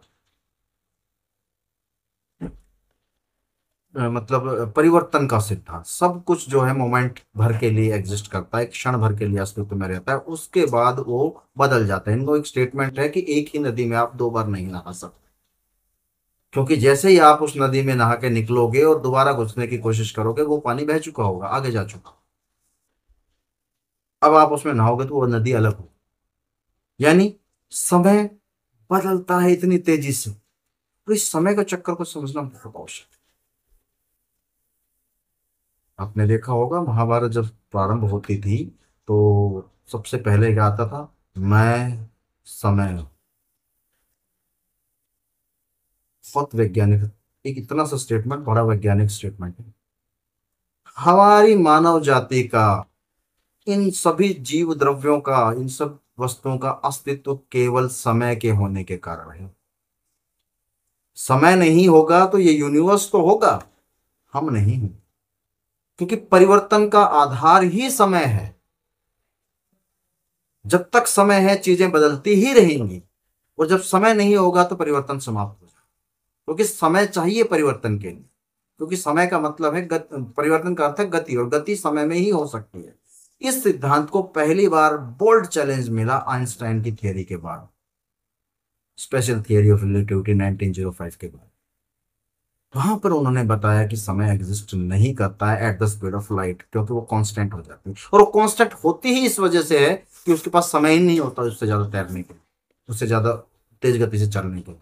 समय स्टॉप, स्पीड स्टॉप, वो कांस्टेंट है, वो उस पर बनी रहती। जब तक समय चलेगा उसकी स्पीड बढ़ती रहेगी, और एक ऐसी समय टाइम आता है जहां से टाइम समाप्त, स्पीड समाप्त, वहां के बाद चेंज समाप्त। उसे आइंस्टाइन फोर्थ डिमेंशन कहते हैं। वहां पे फिर चेंज नहीं बचेगा, क्योंकि टाइम ही नहीं बचेगा, चेंज के लिए टाइम चाहिए। तो जितनी भी व्याख्या ये कर रहे हैं, जो मोमेंटिज्म बता रहे हैं, क्षणिकवाद बता रहे हैं, वो समय के अंतर्गत बता रहे हैं। वास्तव में माना जाता है कि महात्मा बुद्ध के अंतिम दिनों में इनका जन्म हुआ, और महात्मा बुद्ध की भी जो निर्वाण था उसका कोई पर्टिकुलर टाइम डिसाइड नहीं है, और इसी प्रकार इनके जन्म का भी कोई पर्टिकुलर टाइम डिसाइड है नहीं, लेकिन अंतिम दिनों में ही उत्पत्ति हुई। इनको बहुत रहस्यमय माना जाता, इन्हें ऑब्सक्योर बोला जाता था, यानी कि ये अंधकार में व्यक्तित्व, क्योंकि इनकी जो बातें होती थी वो बहुत गूढ़, बहुत अधिक प्रतीकात्मक, सिंबॉलिक, बहुत कॉम्प्लिकेटेड, बहुत जटिल होती थी, जो बहुत बुद्धिमान लोगों को ही समझ में आती थी। इसलिए बहुत बुद्धिमान और सुयोग्य लोगों के लिए ही ये लिखा करते थे। ये मानते थे कि मेरा दर्शन जो है मूर्खों के लिए नहीं है, और ये अज्ञानी जो सामान्य लोग होते थे उनके मजाक उड़ाया करते, उनको अपहास किया करते थे। इसीलिए इन्होंने कहा कि मेरा दर्शन सुयोग्य लोगों के लिए है। गधों को घास चाहिए होती है, सोना नहीं चाहिए होता है। सार्केज्म है मूर्ख लोगों को, अज्ञानी लोगों को, जो ज्ञान की बजाय दूसरी चीजों में, धन दौलत लालच वगैरह वगैरह में फंसे हुए हैं, प्रतीकता में फंसे। गति या परिवर्तन ही एकमात्र सत्य है। गतिशील रहने का नाम ही बीइंग है। अब ये बीइंग और बिकमिंग का डिफरेंस थोड़ा सा समझ लेना। बीइंग का मतलब होता है, बीइंग का अर्थ होता है, वेस्टर्न फिलोसफी में बीइंग और बिकमिंग का बहुत बड़ा रोल है। लगभग हर फिलोसफर में आपको ये पढ़ने को मिल जाती है। इस समस्या को बताओ क्या है। ये बीइंग और बिकमिंग की समस्या इसी से उत्पन्न होती है, हेराक्लाइटस से। बीइंग का अर्थ होता है आपका वास्तविक अस्तित्व क्या है। जैसा कि आज के दिन हाइजेनबर्ग अनसर्टेनिटी प्रिंसिपल है। जैसा हाइजेनबर्ग कहते हैं कि आप कभी भी किसी भी पार्टिकल की पोजीशन और मोमेंटम एक साथ नहीं डिसाइड कर सकता। कि जैसे ही आप उसकी पोजीशन डिसाइड करोगे वो मोमेंटम नहीं डिसाइड हो पाएगा, और मोमेंटम डिसाइड करोगे तो पोजीशन नहीं पता कर पाओगे। इसलिए कभी भी सब कुछ अनिश्चित हम नहीं बता सकते। अनसर्टेनिटी प्रिंसिपल है जो हाइजेनबर्ग का, सिमिलर काइंड का इन्होंने प्रिंसिपल। बीइंग का अर्थ क्या होता है? बीइंग का मतलब होता है हमें ये जानना है कि अस्तित्व क्या है इस समय। एट प्रेजेंट भी नहीं कह सकते कि अस्तित्व क्या है, हमारा परमानेंट अस्तित्व क्या है जो हमेशा परमानेंट बना रहे। तो उन्होंने कहा कि परमानेंट अस्तित्व हो ही नहीं सकता। बीइंग का अर्थ बताया कि बीइंग का होता है हमारा बनते रहना ही हमारा अस्तित्व। बीइंग कंटिन्यूअस प्रोसेस में हमारा एग्जिस्टेंट रहना ही हमारा हमारा अस्तित्व है। बने रहना, कंटिन्यूटी में रहना ही हमारा अस्तित्व है। तो गति को ही इन्होंने बीइंग माना, हमेशा गतिशील रहना ही हमारा अस्तित्व है। बिकमिंग हमें बनना क्या है उसके बारे में वो वहां पे अरिस्टोटल डिसाइड करते हैं बाद में। तो बीइंग ही सत्य है, बीइंग ही मूल, और गति ही बीइंग है। इन्होंने विज्ञान के यूनिवर्सल प्रिंसिपल की स्थापना की कि जो साइंस के नियम होते हैं वो यूनिवर्सल होंगे। हमारे नियम यूनिवर्सल नहीं हो सकते, जो वैज्ञानिक नियम है वो डेफिनेटली यूनिवर्सल होंगे। तो यूनिवर्सल जो प्रिंसिपल है, यूनिवर्सल कोई ज्ञान होना चाहिए, ये बात इन्होंने सबसे पहले बताई। इन्होंने भी कंट्रडिक्शन को, विरोध को बहुत अधिक इंपॉर्टेंस दी, निषेध को बहुत अधिक इंपॉर्टेंस दी, क्योंकि विरोध से ही विकास होता है। विरोध के कारण ही आगे बीइंग होते चले जाते हैं। जैसा कि हमने देखा उसमें अपने पाइथागोरस, विरोध ही चीजों को आगे बढ़ाता है। इनके दर्शन में रिलेटिविज्म और आपका रैशनलिज्म दोनों देखने को मिलता है। सापेक्षतावाद और बुद्धिवाद या विवेकवाद है वो देखने को मिलता है। इन दोनों को समन्वय पर ही पूरा दर्शन निर्भर करता है। ये समन्वय सिद्धांत के जनक हैं। सिंथेसिस हो जाना, विरोधों का सिंथेसिस हो जाना, और वो विवेक से होता है।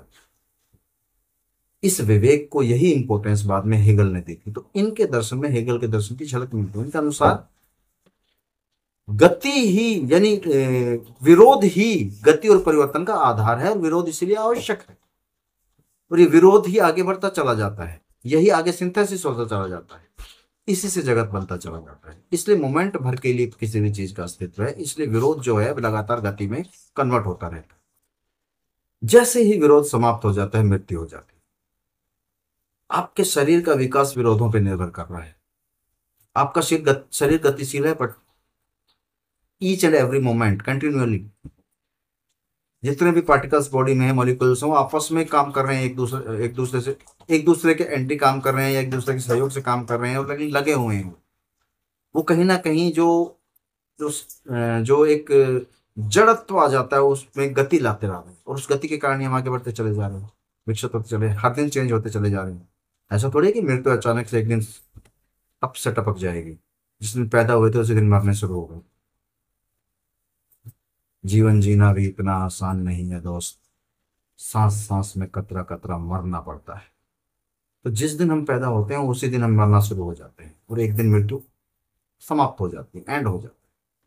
ऐसा नहीं है कि हम जीते रहते हैं और सडनली एक दिन मृत्यु आ जाती है। मृत्यु तो उसी दिन आनी शुरू हो गई थी जिस दिन हमने जन्म लिया था। अब तो हम उस धागे को पकड़कर आगे बढ़ते चले जा रहे हैं, और एक दिन पूरा मंजिल को पा लेंगे। ये गतिशीलता है, ये मोमेंटिज्म, ये सापेक्षता है।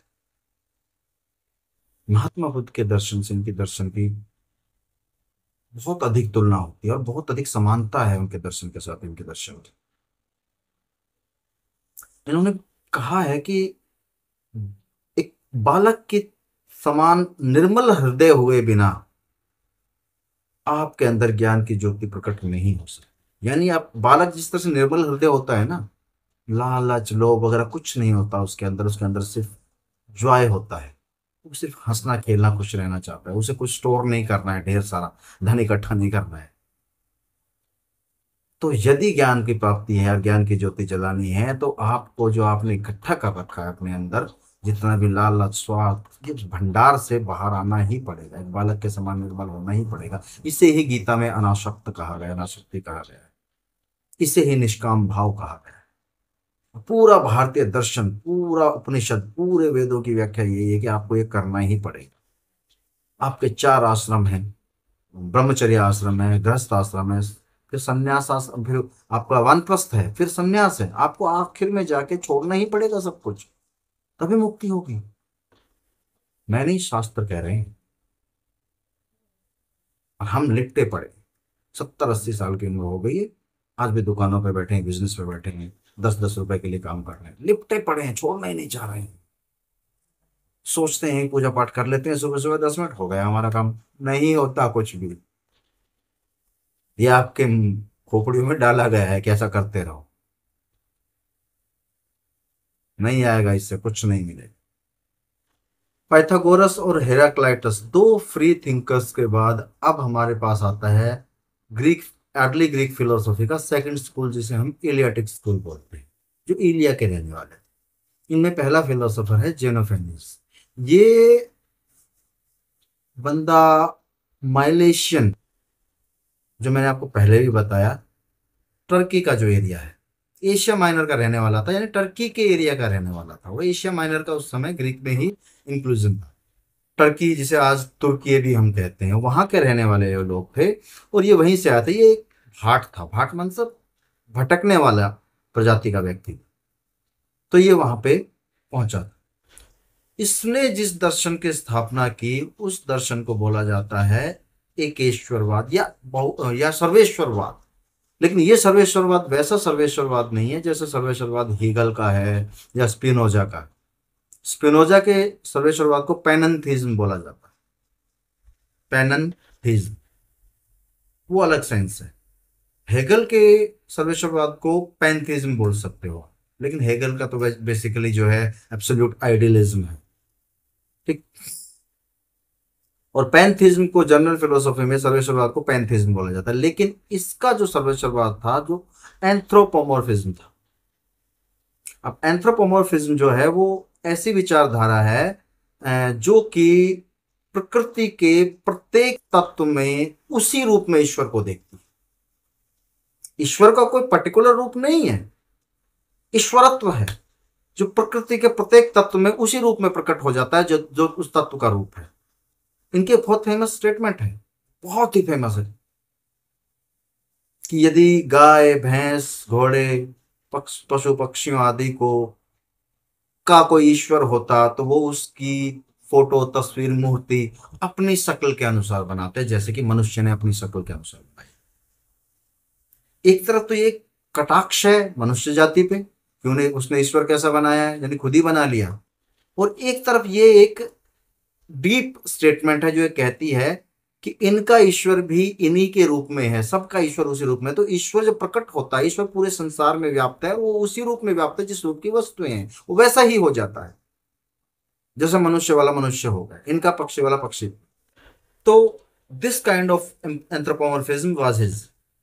एक्चुअली इन्होंने यूनानी जो ग्रीस के जो रीति रिवाज थे, ट्रेडिशंस थे, कस्टम्स थे, और उनका बहुदेववाद का कंसेप्ट था और देवता थे, उनकी भयंकर आलोचना इन्होंने की, बहुत कटाक्ष की। मैंने कहा ना, ग्रीस में एक कल्चर था कि यहाँ पे स्वतंत्र विचारों को बहुत सम्मान दिया जाता, बहुत इंपॉर्टेंस था। तो ये वहां पे बिल्कुल सरवाइव किया, अपने विचारों को फैलाते रहे, इन्हें कोई समस्या नहीं फेस करनी पड़ी।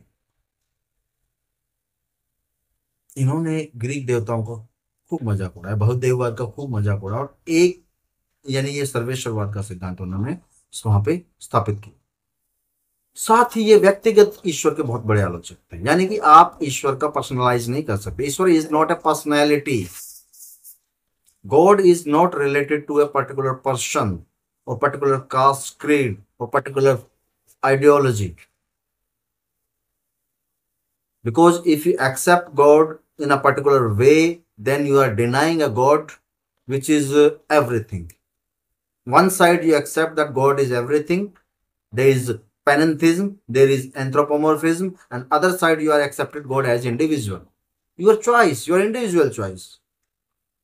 My God is this, my personal God is this, मेरा कुल देवता कुल देवी is this, मेरे पितृ देवता is this। ये पर्सनिफिकेशन गॉड का जो है, जो इंडिविजुअल गॉड की मान्यता, इसे इन्होंने डिनाई किया, क्योंकि आप इंडिविजुअल गॉड को एक्सेप्ट करके जो यूनिवर्सल गॉड है उसको डिनाई कर रहे हैं। और इन्होंने यूनिवर्सल गॉड को स्वीकार। स्केप्टिस्ट फिलोसोफर थे, संदेहवादी थे। और विज्ञान आज के जो साइंस है उसका मूल मेथड है स्केप्टिज्म। जो रिसर्च है उसका मूल मेथड है स्केप्टिज्म। अगर आप स्केप्टिस्ट नहीं हो सकते हो तो आप कुछ खोज नहीं सकते हो। आपको सबसे पहले डाउट करना पड़ेगा जो आपने माना हुआ है उसको लेकर। उस डाउट के आधार पर ही आपको उसके प्लस और माइनस, मेरिट्स, डिमेरिट्स, नेगेटिविटी और पॉजिटिविटी दोनों साइड आप देख पाओगे और दोनों साइड को समान रूप से लेके चलोगे, निष्पक्ष हो पाओगे, तभी सही शोध हो पाएगी, तभी सही रिसर्च हो पाएगी। अगर वहां पे आपने अपनी पूर्व मान्यताओं को, प्री कंडीशंस को, प्री सपोजिशंस को लागू कर दिया तो सब गड़बड़ हो जाएगा। अगर आप ये मान के बैठ गए कि आप रिसर्च करने गए, आप खोज करने गए, किसी घर में गए, आपको काम सौंपा गया कि यहाँ पे चोरी हो गई, इस चोर को ढूंढना है, और आपने पहले से मान लिया कि चोर यहाँ पे नौकर ही होगा, तो आपके जितने भी प्रयास होंगे उस नौकर को चोर सिद्ध करने के लिए होंगे। ये प्रॉब्लम है पूर्व कंडीशंस की, जो प्री कंडीशंस की और प्री सपोजिशंस की। फिर आप न्यूट्रल रिसर्च नहीं कर पाते हो, न्यूट्रल खोज नहीं कर पाते हो। इसलिए आपको जो भी खोजना है इस दुनिया में, सत्य खोजना, ईश्वर खोजना, आत्मा खोजना, ज्ञान खोजना, जो भी खोजना है उसके लिए न्यूट्रल होना बहुत आवश्यक है। ये इन्होंने माना, संदेहवादी थे, स्केप्टिस्ट फिलोसफी। बाद में डेविड ह्यूम ने भी स्केप्टिज्म को अपनाया और उसे उन्होंने ना सिर्फ अपना फिलोसॉफी का बेस बनाया बल्कि फिलोसॉफी का फाइनल पॉइंट भी उसे ही बनाया। और डार्विन से बहुत पहले इन्होंने जो जीवाश्म होते हैं, हमारे जो अवशेष बचते हैं जीवों के, उनका निरीक्षण परीक्षण करके पता लगाने का प्रयास किया कि वास्तविकता है क्या। यानी एक साइंटिफिक वे में भी ये गए। पृथ्वी को उन्होंने जल से उत्पत्ति मानी, जैसा कि थैलीज ने मानी थी, पर जल को मूल तत्व नहीं माना। मूल तत्व की समस्या यहाँ समाप्त हो गई। वहां पे ऑन्टोलॉजी की बजाय यहाँ पे मेटाफिजिक्स का काम शुरू हो गया है, सीधा अपने पाइथागोरस हेराक्लाइटस से।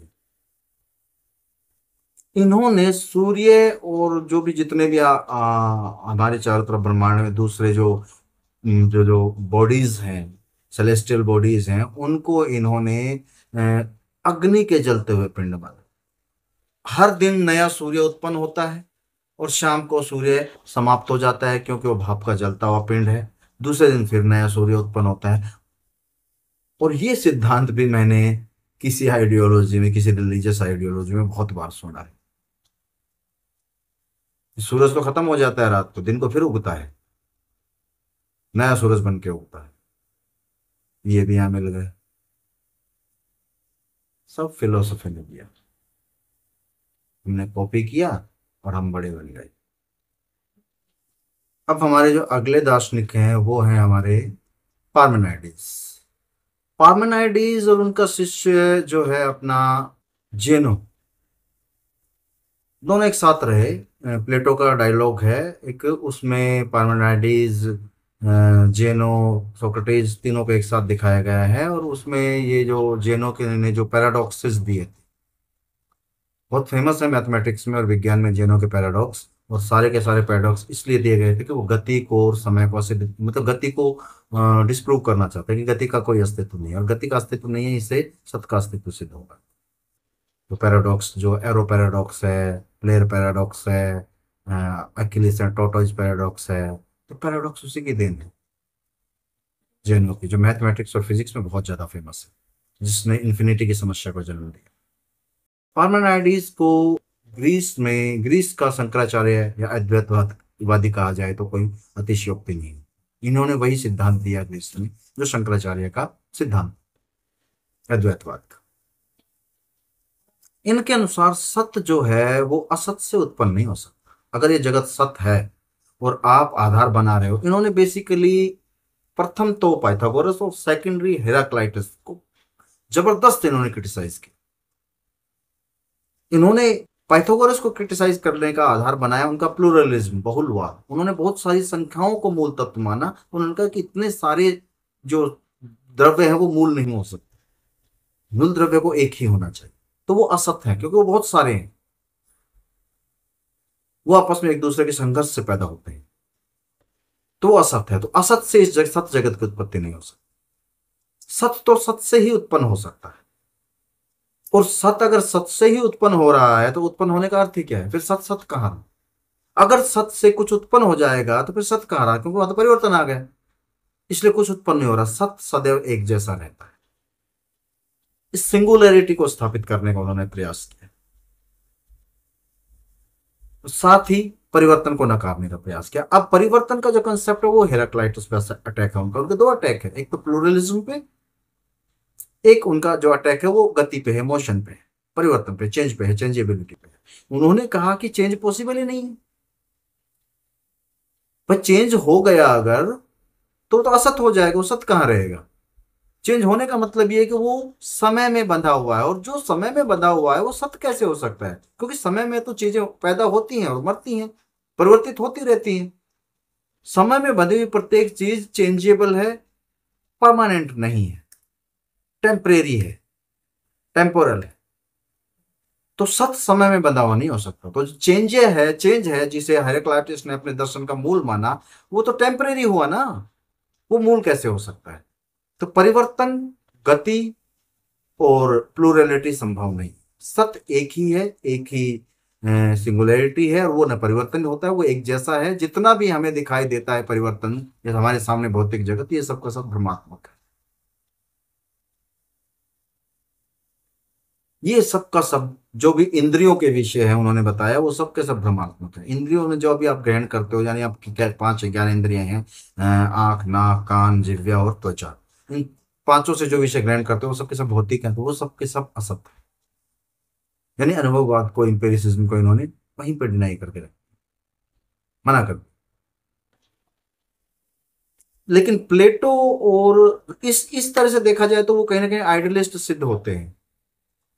वो आइडियलिस्ट और मेटेरियलिस्ट सिद्ध नहीं होते, लेकिन प्लेटो और अरस्तु ने उन्हें आइडियलिज्म और मेटेरियलिज्म का एक समन्वय माना, सिंथेसिस माना उनके दर्शन में। प्रत्ययवाद और भौतिकवाद का एक समन्वय माना। अभी प्रत्ययवाद में प्रत्यय क्या चीज होते हैं ये समझना बहुत आवश्यक है। बहुत सिंपल से एग्जाम से प्रत्यय समझा जा सकता है। प्रत्यय किसे कहा गया, प्रत्यय बहुत इंपॉर्टेंट रोल रखते हैं वेस्टर्न फिलोसफी में, उनको समझना बहुत आवश्यक है। प्रत्यय का अर्थ है एक ही प्रकार की वस्तुओं का एक कलेक्टिव विचार, पिक्चर, आइडिया, योजना। प्रत्यय का मतलब योजना, स्कीम। तो एक डिवाइस जो है कि प्रकार की वस्तुओं की, जिससे वो सारी वस्तुएं रिप्रेजेंट हो जाती है, उसको हम प्रत्यय कह सकते हैं। लाइक उदाहरण के रूप में कहूं तो कुर्सी, मैंने कहा, जैसे ही मैंने कुर्सी कहा, आपकी बुद्धि में एक पिक्चर आ गई, एक इमेज आ गई। पिक्चर या इमेज नहीं आई एक्चुअली, एक डिवाइस आई, एक योजना आ गई। क्योंकि पिक्चर या इमेज तो किसी पर्टिकुलर कुर्सी की आती है, तो लकड़ी की या प्लास्टिक की या लोहे की या स्टील की या लेदर की, वट। लेकिन आपकी बुद्धि में भी कुर्सी कहते हैं, जो पिक्चर आई है वो योजना की आई है कि कुर्सी इस तरह की होती है, उसके डिजाइन की आई है, जिसे कुर्सित्व कहा जा सकता है, जिसे चेयरनेस कहा जा सकता है। यही प्रत्यय होता है। ये किसी पर्टिकुलर वस्तु को प्रेजेंट नहीं करता, बल्कि ये सभी वस्तुओं को प्रेजेंट करता है अपने कैटेगरी की। और ये सिर्फ विचारात्मक है, इसका रियल में कहीं कोई अस्तित्व नहीं है। वास्तविक जगत में भौतिक कुर्सियां अवेलेबल है, और वो सब भिन्न भिन्न है एक दूसरे से। हर कुर्सी दूसरी कुर्सी से कितनी भी एक जैसी हो, थोड़ी बहुत भिन्न है, लेकिन विचार जो है उस कुर्सी का, वो सारी कुर्सियों को एक साथ रिप्रेजेंट कर देता है, क्योंकि वो एक डिवाइस है, एक योजना है, वो कोई पिक्चर नहीं है किसी पर्टिकुलर कुर्सी की। तो उसको प्रत्यय बोला गया है, उसको आइडिया बोला गया है, और वो केवल विचारात्मक हो सकती है, वो केवल क्या बोलते हैं उसको, थॉट हो सकती है। वो कोई भौतिक चीज नहीं हो सकती, वो अभौतिक ही होगी, वो अमूर्त है। यही आइडिया है, यही प्रत्यय है। इसी तरह के बहुत से आइडिया, जैसे गोत्व है, सभी गौओं को रिप्रेजेंट कर रहा है। मनुष्यत्व है, सभी मनुष्य में है, जो सभी मनुष्यों को रिप्रेजेंट कर रहा है। ब्यूटी है, सारी ब्यूटीफुल चीजों को रिप्रेजेंट कर रही है। तो ये जो तत्व हैं, ये जो त्वलग के जो बन रहे हैं, नेसलग के जो बन रहे हैं, ये प्रत्यय हैं, और ये केवल विचारात्मक है, ये भौतिक नहीं है, तो इनको प्रत्यय बोला जाता है। तो समस्त जगत प्रत्यात्मक है, ये बोलते हैं। विवेक विरुद्ध वस्तु जो है वो भ्रम है।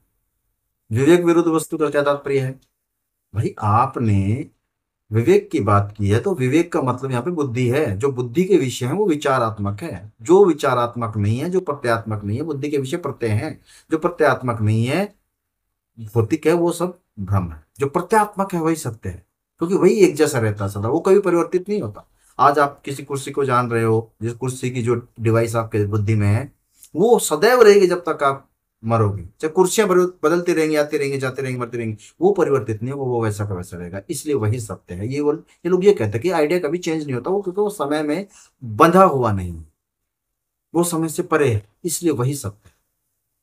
यहीं से आइडियलिज्म जन्म लेता है, जिसके बाद प्लेटो का ऑब्जेक्टिव आइडियलिज्म आता है, बर्कले का सब्जेक्टिव आइडियलिज्म आता है, हेगल का या ब्रैडले का एब्सोल्यूट आइडियलिज्म आता है। जगत की समस्त वस्तुएं दो तत्वों से बनी है। पहला तत्व कौन सा है? जिसे हम कह सकते हैं कि वार्म या हीट, उष्ण, गर्म, गर्मी, गर्म, गर्म और ब्राइट, गर्म है और उजला है। और जो दूसरा तत्व है वो है कोल्ड, ठंडा है और डार्क है। जो दूसरा तत्व है जो ठंडा और डार्क है, उससे भौतिक वस्तुएं बनती है, यानी उससे शरीर बनता है। और जो दूसरा पहला तत्व है जो कि वार्म है, यानी गर्म है और ब्राइट है, उजला है यानी सफेद है, उससे हमारी बुद्धि का निर्माण होता है। बुद्धि का मतलब भौतिक बुद्धि नहीं, दिमाग नहीं, रीजनिंग करने की कैपेबिलिटी, रीजन। पार्मेनाइडिस के बाद पार्मेनाइडिस के दो शिष्य हुए, एक हुआ मेलिसस, एक हुआ जेनो। मेलिसस की फिलोसफी लगभग पार्मेनाइडिस के जैसे ही थी, बस लेकिन उसने उनकी फिलोसफी में जो मूल चीज थी वो ये थी कि उसने इस विवाद को समाप्त कर दिया कि पार्मेनाइडिस भौतिकवादी थे या प्रत्ययवादी थे या दोनों का समन्वय था। उन्होंने भौतिकवाद तत्व को वहां से हटा ही दिया। उन्होंने कहा परम सत्य केवल विज्ञान है, केवल विवेक सम्मत, विवेक पूर्वक नहीं है, पहली चीज। और साथ ही इन्होंने जो शुद्ध सत्ता है उसको चित्त भी बताया। जैसे अद्वैत वेदांत में मिलते हैं सच्चित आनंद, सच्चित आनंद, ब्रह्म जो है सत्य है, चित्त है और आनंद। इन्होंने भी यही कहा, जो मूल तत्व है वो सिंगुलर है, अद्वैत है, दो नहीं हो सकता। वो चित्त है, यानी वो चेतनावान है, उसमें चेतना है। वर्तमान में एक साइंटिस्ट है, मैं नाम भूल गया, फिजिसिस्ट है, किसी आर्ट ऑफ इंडिया जो यूनिवर्सिटी है उसमें है, उन्होंने कहा है कि जो हाइजेनबर्ग का अनसर्टेनिटी प्रिंसिपल है उसका आंसर केवल एक ही चीज से दिया जा सकता है। अनसर्टेनिटी भौतिक तत्वों में नहीं हो सकती, अनसर्टेनिटी बिना विचार के, बिना समझ के, बिना बुद्धि के नहीं आ सकती। तो यदि हम इस पूरे इस ब्रह्मांड को एक विशाल बुद्धि मान लें तो अनसर्टेनिटी को डिफाइन किया जा सकता है, क्योंकि अनिश्चितता सोच समझ के की जाती है, विवेक सम्मत। मैकेनिज्म तो, निश्चितता तो भौतिक तत्व में मिलती है जिनमें सोचने समझने की क्षमता नहीं। तो इन्होंने चित्त माना, संपूर्ण, मतलब एक तत्व को, संपूर्ण ब्रह्मांड को चित्तमय माना। एक दूसरे शिष्य जो जेने हुए, ये कमाल के फिलोसफर, इन्होंने जो पैराडॉक्सेस दिए, उन्होंने पूरे फिजिक्स और मैथमेटिक्स जगत को आज तक उलझाया हुआ है। उन्होंने जो समस्या पैदा की, इन्फिनिटी की समस्या, उसने आज तक परेशान किया हुआ है मैथमेटिक्स और फिजिक्स को, और लगता है हमेशा के लिए परेशान रहेंगे। मैक्स प्लैंक ने बेचारे ने एक समाधान कोशिश की, प्रयास समाधान प्रस्तुत किया, वो काफी सक्सेसफुल भी रहा प्लैंक लेंथ को लेकर फिजिक्स में, बट इन्फिनिटी की समस्या जो की तो बनी। हमारे गणितज्ञ हुए या रामानुजाचार्य हैं, वो तो इन्फिनिटी से खौफ खाते थे भाई, वो मानते ही नहीं थे इन्फिनिटी एग्जिस्ट करती है। इन्फिनिटी बड़ी गजब की समस्या है। खैर ये मैं उनका, जब मैं आपको सोक्रेटिस पढ़ाऊंगा तो उसी दौरान मैं जैनों का आपको क्लियर करूंगा कि सोक्रेटिस अपना मेथड जो है जैनों से ही डिराइव करते हैं। उस समय उसके सेपरेट वीडियो के अंतर्गत मैं जैनों के पैराडॉक्सेस बताऊंगा, बड़े इंटरेस्टिंग। जैनों ने डायलेक्टिकल मेथड की स्थापना की। मेथड तो नहीं कहूंगा, वो तो खैर सोक्रेटिस ने स्थापित किया, लेकिन डायलेक्ट जो है, अंतर विरोध जो है चीजों का, उसको उन्होंने इतना सघन बना दिया कि वो फिलोसफी में एक विचारधारा बन गई। द्वंद न्याय की स्थापना वो करते हैं। डायलेक्टिकल क्या है? दो चीजों के बीच में भ्रम, जो सॉरी विरोध, निषेध, एक दूसरे का निषेध करना। इस संपूर्ण ब्रह्मांड में एक दूसरे का निषेध है, जहां भी नजर उठा के देखो एक दूसरे का निषेध है। हर चीज की विरोधी वस्तु अवेलेबल है, हर विचार का विरोधी विचार अवेलेबल है। तो विरोध तो सत्य में नहीं हो सकता, सत्य में ही विरोध हो गया तो फिर वो सत्य कहां हो? विरोध सत्य के अंतर्गत नहीं हो सकता। और जगत में पूरा का पूरा विरोध है, जैनों की मूल फिलोसफी ही ये थी, इस जगत में पूरा का पूरा विरोध भरा हुआ है, हर एक की विरोधी वस्तु अवेलेबल है, तो सत्य में विरोध तो नहीं हो सकता। और जहां विरोध है वो सत्य नहीं हो सकता, इसलिए जगत सत्य नहीं है, परिवर्तन सत्य नहीं है। यानी अपने ही पार्मेनाइडिस जो उनका गुरु हुआ था, उन्हीं के विचारों को उन्होंने पुष्ट करने का प्रयास किया अपने पैराडॉक्सेस के माध्यम से। इसलिए विविधता, विरोध सब मिथ्या है, माया है, भ्रम है। डाइवर्सिटी, भिन्न भिन्नता जो दिखाई दे रही है आपको चीजों में, कुर्सी कुर्सी में भिन्नता है। कुर्सी कुर्सी से भिन्न इसीलिए देखो, एक कुर्सी का दूसरी कुर्सी से विरोध है, वरना एक जैसी होती। ये भिन्नता भ्रम है। इन्होंने भी ब्लैंक स्पेस का एग्जिस्टेंस नहीं माना। खाली जगह कहीं नहीं है, सारा का सारा ब्रह्मांड जहां भी रिक्त स्पेस है वो सत से व्याप्त है। रिक्त स्पेस है ही नहीं कहीं, सब कुछ सत से व्याप्त है, परम सत से व्याप्त। There is no blank space in this universe anywhere. इनके अनुसार जब एक ही आधार से दो परस्पर विरोधी निष्कर्ष निकलने लग जाएं तो डेफिनेटली वो निष्कर्ष गलत है। आत्मविरोध हो जाता है, और आत्मविरोध सत्य नहीं हो सकता। अपना ही विरोध को कैसे कर सकता है? तो इस इलियटिक स्कूल के बाद दो और फ्री फ्री फिलोसोफर आते हैं, जैसा कि आयोनिक स्कूल के बाद दो फ्री फिलोसोफर आए थे, पाइथागोरस और हेराक्लाइटस। यहाँ पर भी दो फ्री फिलोसोफर आते हैं। पहला होता है एम्पिडोक्लिस और दूसरा होता है एनेक्सागोरस। तो पहले हम बात कर रहे हैं उस जिस फ्री फिलोसोफर की, वो है एम्पिडोक्लिस। एम्पिडोक्लिस को यदि ग्रीस का चार्वाक कहा जाए तो कोई अतिशयोक्ति नहीं। वो एम्पिडोक्लिस में जितने भी उससे पहले के दार्शनिक थे जो डिफरेंट डिफरेंट तत्वों को मूल तत्व मानते हैं, तो उन सबका समन्वय मिल जाता है। उन्होंने सारे तत्वों को ही उठा लिया, सभी सब्सटेंस को उठा के कहा कि ये चारों ही मूल द्रव्य हैं। जिस तरह चार्वाक ने जल, अग्नि, वायु और पृथ्वी को मौलिक तत्व माना, इन्होंने भी जल, अग्नि, वायु और पृथ्वी को मौलिक द्रव्य माना। तो जो विभिन्न मत प्रचलित थे ग्रीस में, उन सबका एक सिंथेसिस, समन्वय जो होता है, वो एम्पिडोक्लिस की फिलोसॉफी में मिलता है। द्रव्य को इन्होंने अनादि माना, अनंत माना, यानी कि द्रव्य का कोई प्रारंभ नहीं है, कोई बिगिनिंग नहीं है, कोई एंड नहीं है, और ना ये अविनाशी है, इसका कोई विनाश नहीं है। और ये एक भौतिकवादी दार्शनिक थे। जिस तरह से चारवाक भौतिकवादी थे, वैसे ही ये कट्टर भौतिकवादी दार्शनिक थे। सारे शब्द की व्याख्या उन्होंने भौतिक आधार पर की, सारी मतलब सब्सटेंस की या अपनी फिलोसफी की व्याख्या। ये वेस्टर्न वर्ल्ड में पहले फिलोसोफर हैं जिन्होंने चार मूल द्रव्य का सिद्धांत दिया। उनके अनुसार इन चारों में से कोई भी एक दूसरे में परिवर्तित नहीं हो सकता। जल अग्नि नहीं बन सकती, अग्नि जल पृथ्वी नहीं बन सकता, इनमें से कोई भी आपस में एक दूसरा नहीं बन सकता। ये चारों ही मूल द्रव्य हैं। तो उन्होंने पहली बार ना तो प्लूरलिज्म, ना ही सिंगुलैरिटी, और ना ही ड्यूअलिज्म, बल्कि एक तरह का चार मूल द्रव्य का कंसेप्ट रखा। लेकिन जब हम भौतिक द्रव्यों को मौलिक द्रव्य मानते हैं तो हमारे सामने समस्या, जैसे मैंने बताया था, गति की, परिवर्तन की और चेंजेबिलिटी की आती है। विकास कैसे होगा उनमें, उनमें परिवर्तन, सृष्टि कैसे बनती है, मेटाफिजिकल प्रॉब्लम आ गई। सृष्टि का निर्माण कैसे होता है यदि हम भौतिक द्रव्य को मानेंगे, क्योंकि भौतिक द्रव्य में गति के लिए चेतना होनी चाहिए। तो उन्होंने कहा, तो कई लोगों ने क्या था कि गति गति में जो चेतना है भौतिक द्रव्य में ही मान लेते थे। उन्होंने कहा कि नहीं, भौतिक द्रव्य में चेतना नहीं होती। चेतना या गति भौतिक द्रव्य में जब आती है जब इनका संयोग और विभाग होता है, और वो संयोग और विभाग इनका प्रेम और घृणा जैसी शक्तियों से होता है। ये थोड़ा कंफ्यूजिंग है खुद के ही बीच। यानी गति मूल द्रव्य में नहीं है, विभिन्न द्रव्य का जब संयोग और विभाग होगा तब जाके गति उनमें आती है। तो संयोग विभाग के लिए भी तो गति चाहिए भाई। गति के बिना संयोग विभाग भी कैसे हो सकता है? वटेवर। सारे विकास को उन्होंने, इन वस्तुओं के समस्त विकास को इन्होंने प्रेम और घृणा नामक शक्तियों के आधार पर समझा। प्रेम का मतलब उन्हें संयोग हो जाना, घृणा का मतलब उनका आपस में अलगाव हो जाना। इसी से गति उत्पन्न होती है। तो इनके अंदर गति की बजाय शक्ति का सिद्धांत है, जो कि बाद में हमको लाइबनिज के फिलोसॉफी में भी देखने को मिलता है। वहां भी गति की बजाय शक्ति का सिद्धांत। उन्होंने बुद्धि का निवास मानव हृदय में माना है। आत्माएं आती जाती रहती हैं, और जो प्रकृति है ये चेतन है, ये जड़ नहीं है। तो चेतना उन्होंने इसका, इसी का मूल चीज मान ली, प्रकृति में ही चेतना मान ली। अब जिस नेक्स्ट फिलोसोफर की बात हम करने जा रहे हैं वो है हमारे एनेक्सागोरस। एनेक्सागोरस जो है वो एम्पिडोक्लिस से भी दो कदम आगे थे। इन्होंने कहा कि ठीक है, चार मूल द्रव्य हैं, लेकिन चार मूल द्रव्य भी मूल द्रव्य नहीं है, ये भी असंख्य मूल द्रव्यों से मिलकर बने हैं। और मूल द्रव्य असंख्य हैं जो भौतिक ही हैं, आधार इनका भी भौतिक ही था।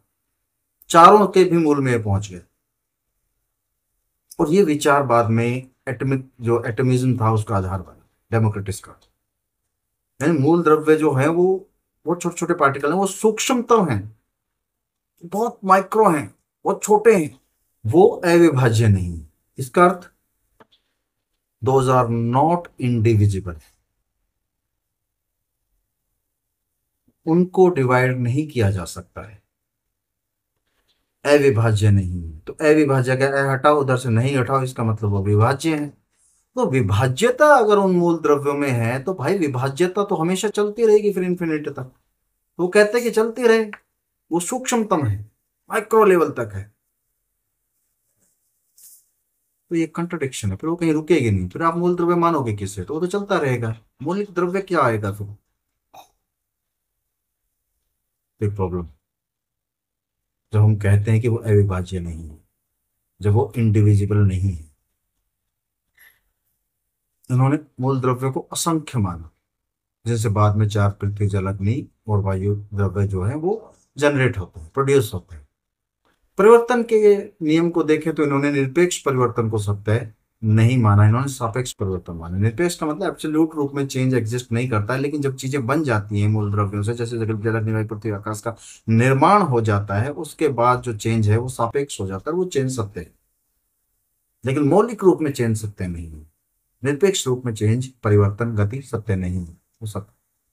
और सृष्टि का निर्माण कैसे होता है? सृष्टि का निर्माण उनके अनुसार ऐसे होता है कि ये जो पूरा ब्रह्मांड है इसमें ढेर सारी बॉडीज है, सेलेस्टियल बॉडीज है, पिंड है आकाश ढेर सारे, ये घूमते रहते हैं, परिभ्रमण करते रहते हैं। और जब ये परिभ्रमण करते रहते हैं, घूमते रहते हैं, तो इनसे छोटे छोटे जो हैं एटम्स अलग हो जाते हैं, और वो एटम्स जो अलग होकर अलग तरह से जुड़ते हैं, और फिर सृष्टि का निर्माण होता है उनसे। इट वॉज लाइक, जैसे साइंस सोलर सिस्टम का जन्म कैसे हुआ, प्लैनेट्स का जन्म कैसे हुआ, सब प्लैनेट्स का जन्म कैसे हुआ, वो इसी आधार पर बताता है।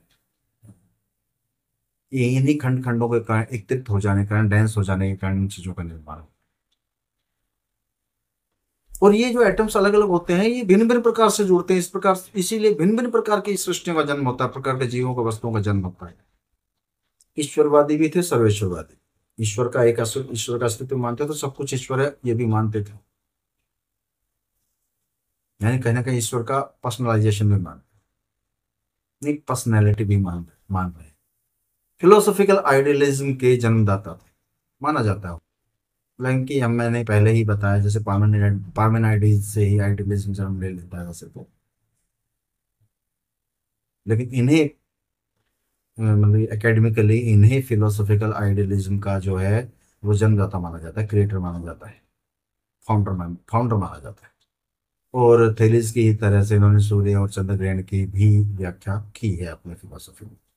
अब जिस दर्शन की बात हम करने जा रहे हैं वो अर्ली ग्रीक फिलोसफी का तीसरा संप्रदाय है, जिसे हम परमाणुवादी संप्रदाय या एटोमिज्म या डेमोक्रिटस के नाम से जानते हैं।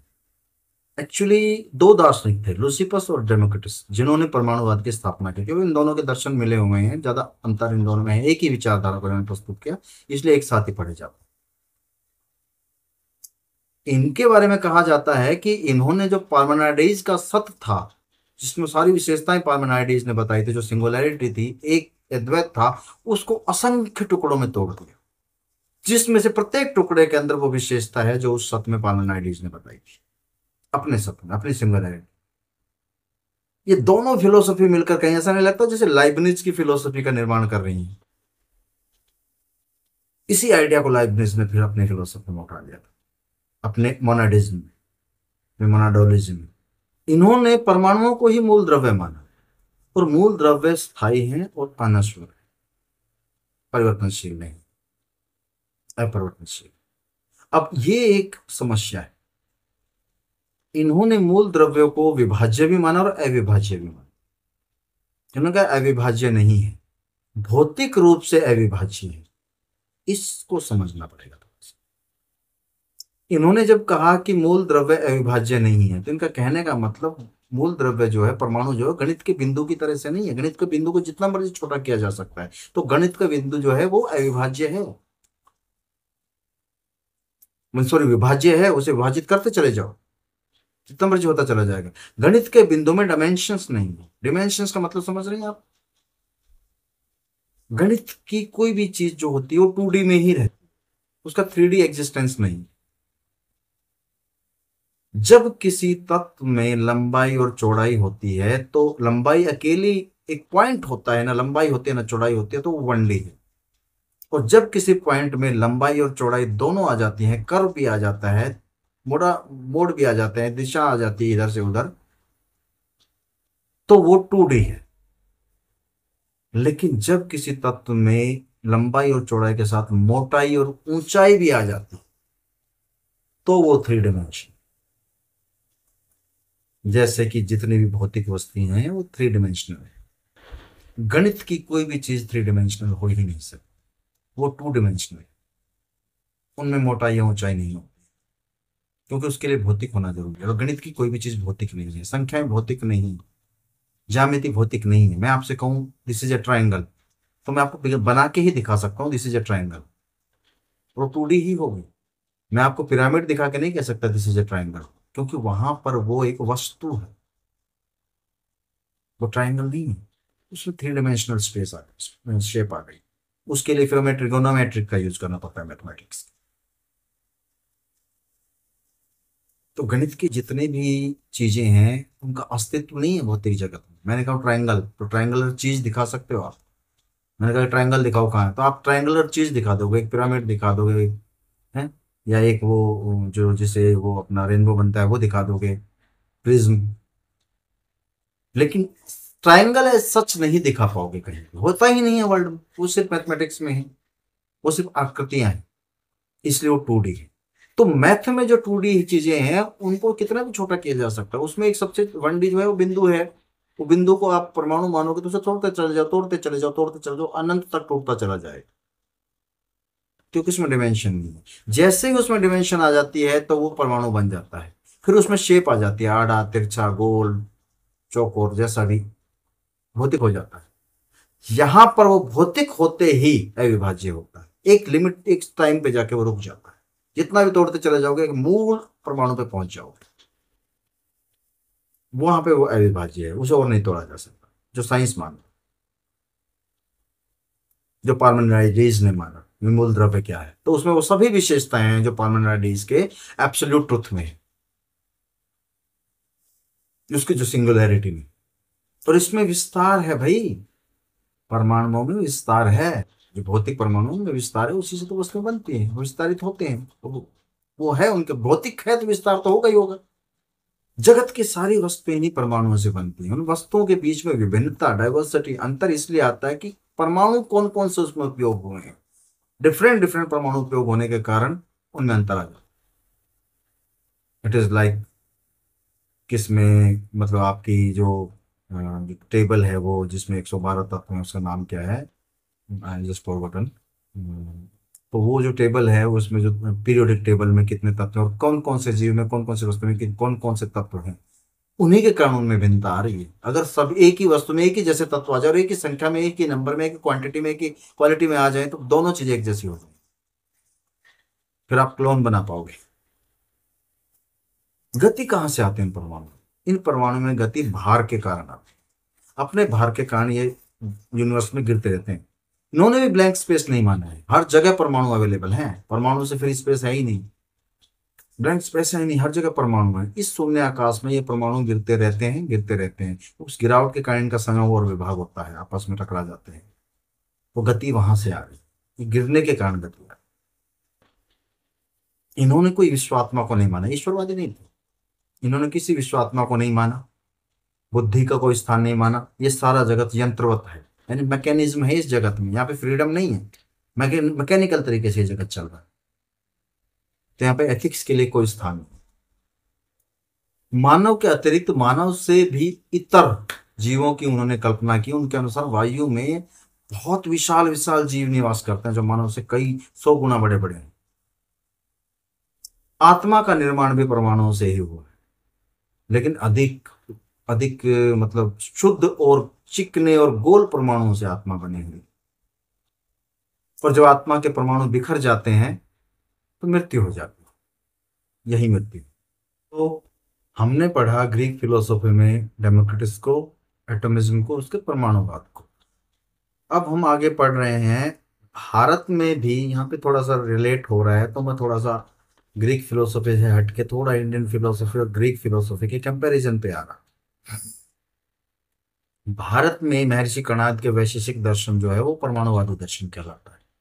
अब उस एटॉमिज्म में और इस एटॉमिज्म में क्या रिलेशन और क्या डिफरेंस है, उस पर थोड़ी बात कर लेते हैं, ताकि दोनों कंसेप्ट आपको एक साथ क्लियर हो जाए और एक के साथ दूसरा ऑटोमेटिक आपको रिमाइंड हो जाए, याद हो जाए, लर्न हो जाए। एटम कहते किसे, जो चार महाभूत या पांच महाभूत माने गए हैं, वैसे में पांच माने गए हैं, वहां पे चार माने गए हैं, इनका विभाजन करते करते जो अंतिम विभाजन है, जिसका और अधिक विभाजन न हो सके, उसी को एटम कहा गया है। डेमोक्रिटस के अनुसार संसार की उत्पत्ति जल, अग्नि, वायु और पृथ्वी के एटम से हो रही है, वहां पर आकाश भी जुड़ जाता है। वैशेषिक जो ग्रीक फिलोसफी का एटॉमिज्म है, डेमोक्रिटस है, उन्होंने गति को परमाणुओं में उनका मूल तत्व नहीं माना, और ना ही गुण को उन्होंने परमाणुओं में माना। उन्होंने परमाणुओं में केवल विस्तार, मैग्नीट्यूड यानी परिमाण माना। एट्रीब्यूशन यानी कि क्वालिटी और मोशन उन्होंने उसके अंदर नहीं माना। ठीक है। लेकिन वैशेषिक के परमाणुवाद में कर्म और गुण दोनों माने गए हैं। द्रव्य द्रव्य के परमाणुओं में कर्म और गुण माने गए हैं। कर्म को बोला गया है मोशन, और गुण को बोला गया है क्वालिटी। क्वालिटी का द्रव्य के अतिरिक्त कोई आधार नहीं है, और गुणों का भी द्रव्य के अतिरिक्त कोई आधार नहीं है। द्रव्य गुण कर्म, सात पदार्थ, द्रव्य गुण कर्म, सामान्य विषय समवाय और अभाव, जिसमें से जो दो पदार्थ है कर्म और गुण, वो द्रव्य के अंतर्गत ही पाए जाते हैं, द्रव्य से स्वतंत्र नहीं पाए जाते। लेकिन मॉडर्न में, वैशेषिक में जो पढ़ाया जाता है वो ये पढ़ाया जाता है कि परमाणुओं में स्वयं की गति नहीं होती है। द्रव्यों में स्वयं की गति नहीं होती, परमाणुओं में स्वयं की गति नहीं होती, उनमें गति का संचालक ईश्वर को माना गया है, इसलिए वैशेषिक के साथ ईश्वर को जोड़ा जाता है। मैं यहाँ पे डाउटफुल हूँ, क्योंकि अगर द्रव्य गुण कर्म सामान्य विषय समवाय अभाव के सेंस में महर्षि कणाद अगर गुण और कर्म को कर्म का आधार स्थल द्रव्य को मान रहे हैं, तो द्रव्य में तो कर्म आ गया, और कर्म को उन्होंने गति कहा है। पांच प्रकार के कर्म बताए हैं, तो कर्म तो वहां पे आ गए। अगर कर्म वहां पे आ गया तो मोशन आ गई, तो द्रव्य में मोशन ऑटोमेटिक हो गई, क्योंकि कर्म जो है यानी मोशन जो है, द्रव्य जो है मोशन का जो है वो आधार है, उसमें रहते हैं वो, उससे स्वतंत्र अस्तित्व ही नहीं है। ईश्वर कैसे वहां पे संचालित कर रहा है गति से, थोड़ा मेरे लिए डाउटफुल है। जब ईश्वर ही आ जाता है तो फिर परमाणुवाद वगैरह मानने की कोई जरूरत नहीं रह जाती, फिर सब ईश्वर अपने आप ही करते हैं, फिर परमाणु ईश्वर ही बना देगा। उनका मूल अस्तित्व मानने का कोई मतलब नहीं। मूल अस्तित्व मानने का मतलब, मूल द्रव्य मानने का मतलब, उसके अतिरिक्त दूसरा द्रव्य नहीं है, चाहे वो 10 है 20 है, वही है। वहां पे आपने एक और द्रव्य मान लिया जो उनसे इतर है, तो द्रव्य अलग हो गया, फिर वो एक द्रव्य ही काफी है ना सब कुछ करने के लिए, वहां पे परमाणु मानने की जरूरत है। लॉजिकली सोचने से चीजें क्लियर होती। वहां पे भी ग्रीक में स्वभाव से सक्रिय और गतिशील माना गया, यानी कि वो गिर रहे हैं और उनमें आपस में संपर्क होता है, तो एक तरह से गिर रहे हैं तो गति है स्वभावतः रूप से उनके अंदर। डेमोक्रिटस जो है वो विश्व की सृष्टि का निर्माण परमाणुओं के संयोग और विभाग से मानते हैं। वो भौतिक नियमों से ही संपूर्ण सृष्टि की व्याख्या करने में सफल हो जाते हैं। वो मैकेनिज्म यंत्रवाद मान लेते हैं सब जगह पर, कहीं पर भी फ्री विल नहीं मानते हैं, तो आवश्यकता ही नहीं, वो नियम भौतिकता में ही आते। लेकिन वैशेषिक दर्शन में नैतिक नियम माने गए, नैतिकता मानी गई।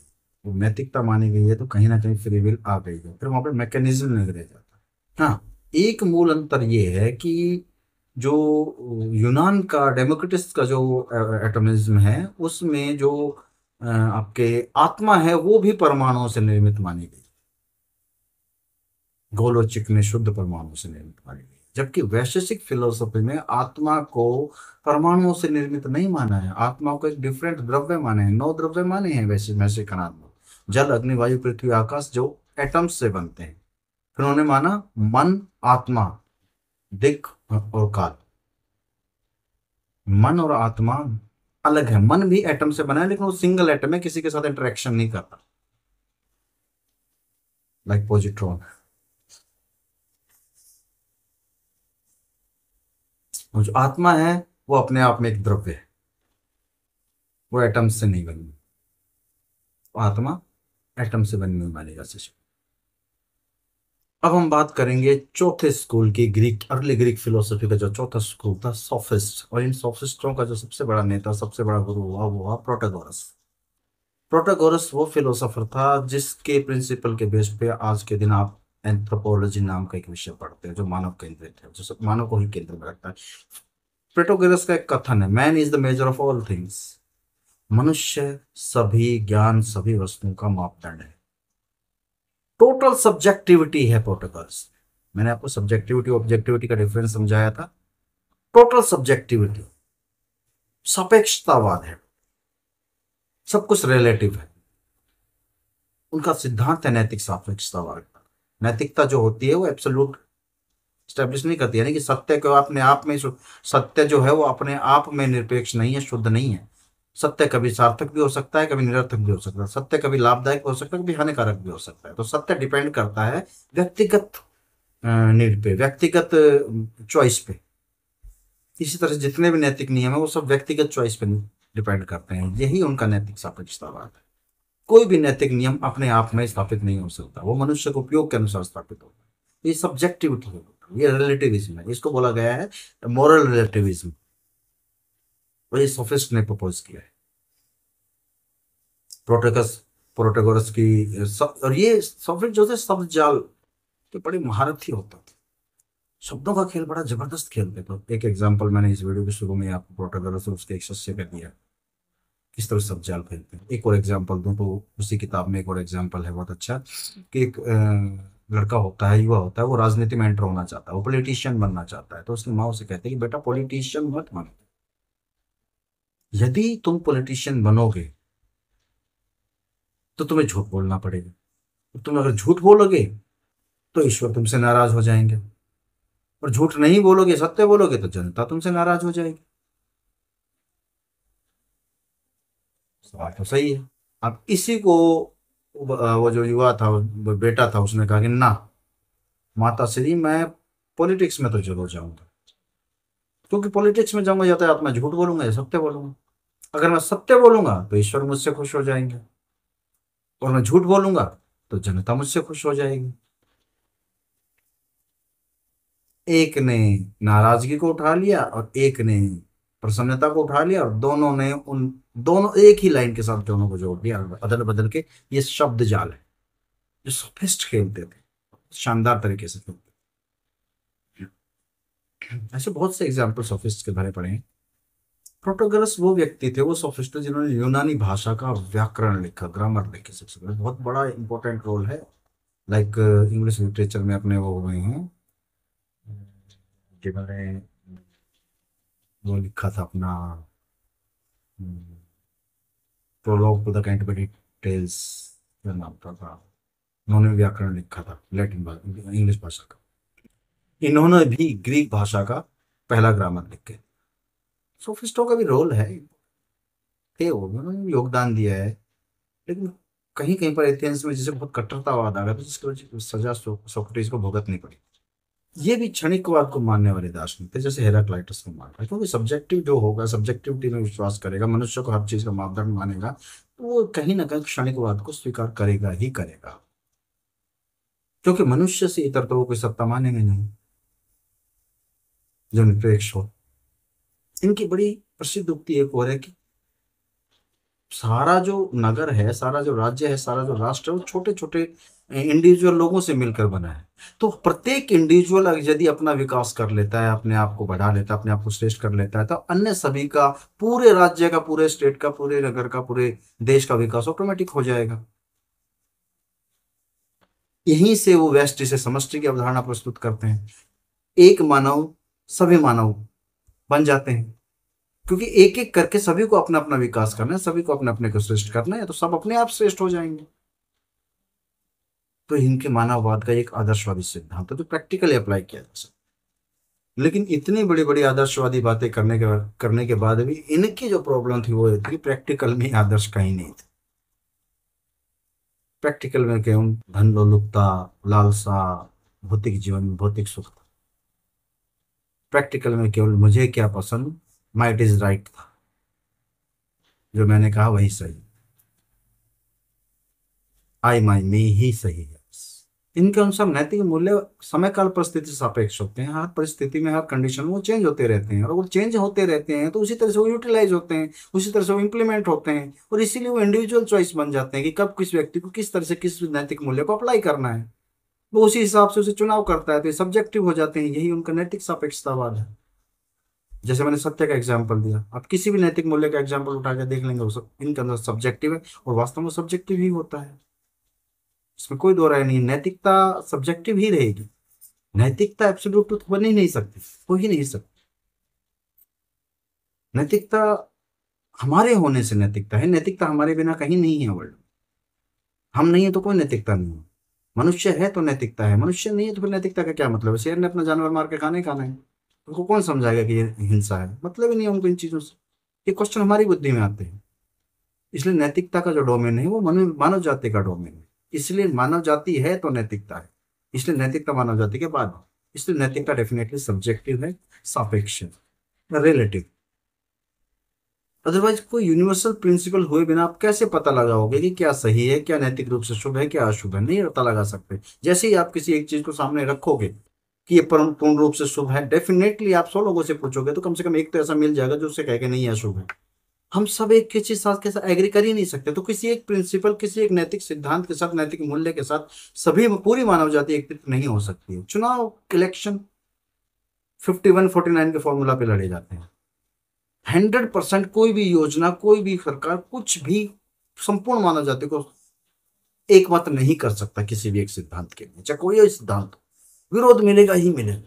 इसका मतलब कोई भी नैतिक सिद्धांत इंडिविजुअली रूप से एक्सेप्टेबल होता है। कुछ भी उठा लो, हर एक योजना, गवर्नमेंट्स वगैरह योजना लेकर आती है तो उसमें सारे सहमत नहीं हो जाते हैं, उसका विरोध भी होता है। यानी हमारी फ्रीडम जो होती है, हमारी फ्रीडम ऑफ चॉइस जो होती है, वही नैतिकता को सापेक्ष बनाती है। सोफिस्टों में एक प्रोटेगोरस के बाद और एक प्रमुख दार्शनिक हुआ है, गॉर्जियस।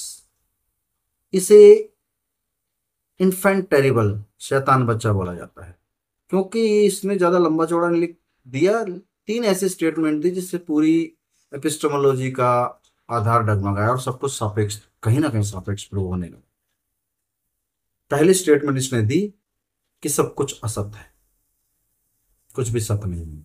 क्यों?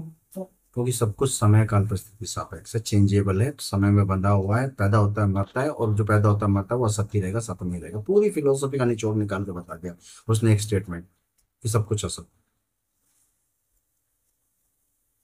दूसरा स्टेटमेंट उसने बताया, और कुछ है भी तो उसे जानना संभव नहीं है, उसका ज्ञान संभव नहीं है। क्योंकि ज्ञान आप लोगे कैसे? ज्ञान आपको इंद्रियों से लेना पड़ता है, ज्ञानेंद्रिय सहयोग करते हैं, और ज्ञानेंद्रियों से जो ज्ञान आप ग्रहण कर रहे हो, जो ज्ञान ग्रहण करके आपने जाना है आज की ये ऐसा है, कल तक वो बदल जाएगा। तो ज्ञान संभव ही नहीं है, ज्ञान पॉसिबल ही नहीं है, क्योंकि ज्ञान इंडिविजुअल हो जाएगा।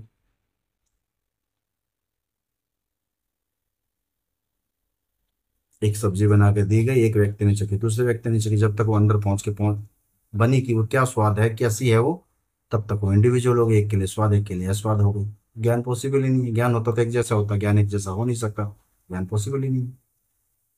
और तीसरी स्टेटमेंट उसने दी, अगर ज्ञान संभव भी है तो उसे कम्युनिकेट नहीं किया जा सकता, आप उसे दूसरों को नहीं बता सकते, डेफिनेटली नहीं बता सकते।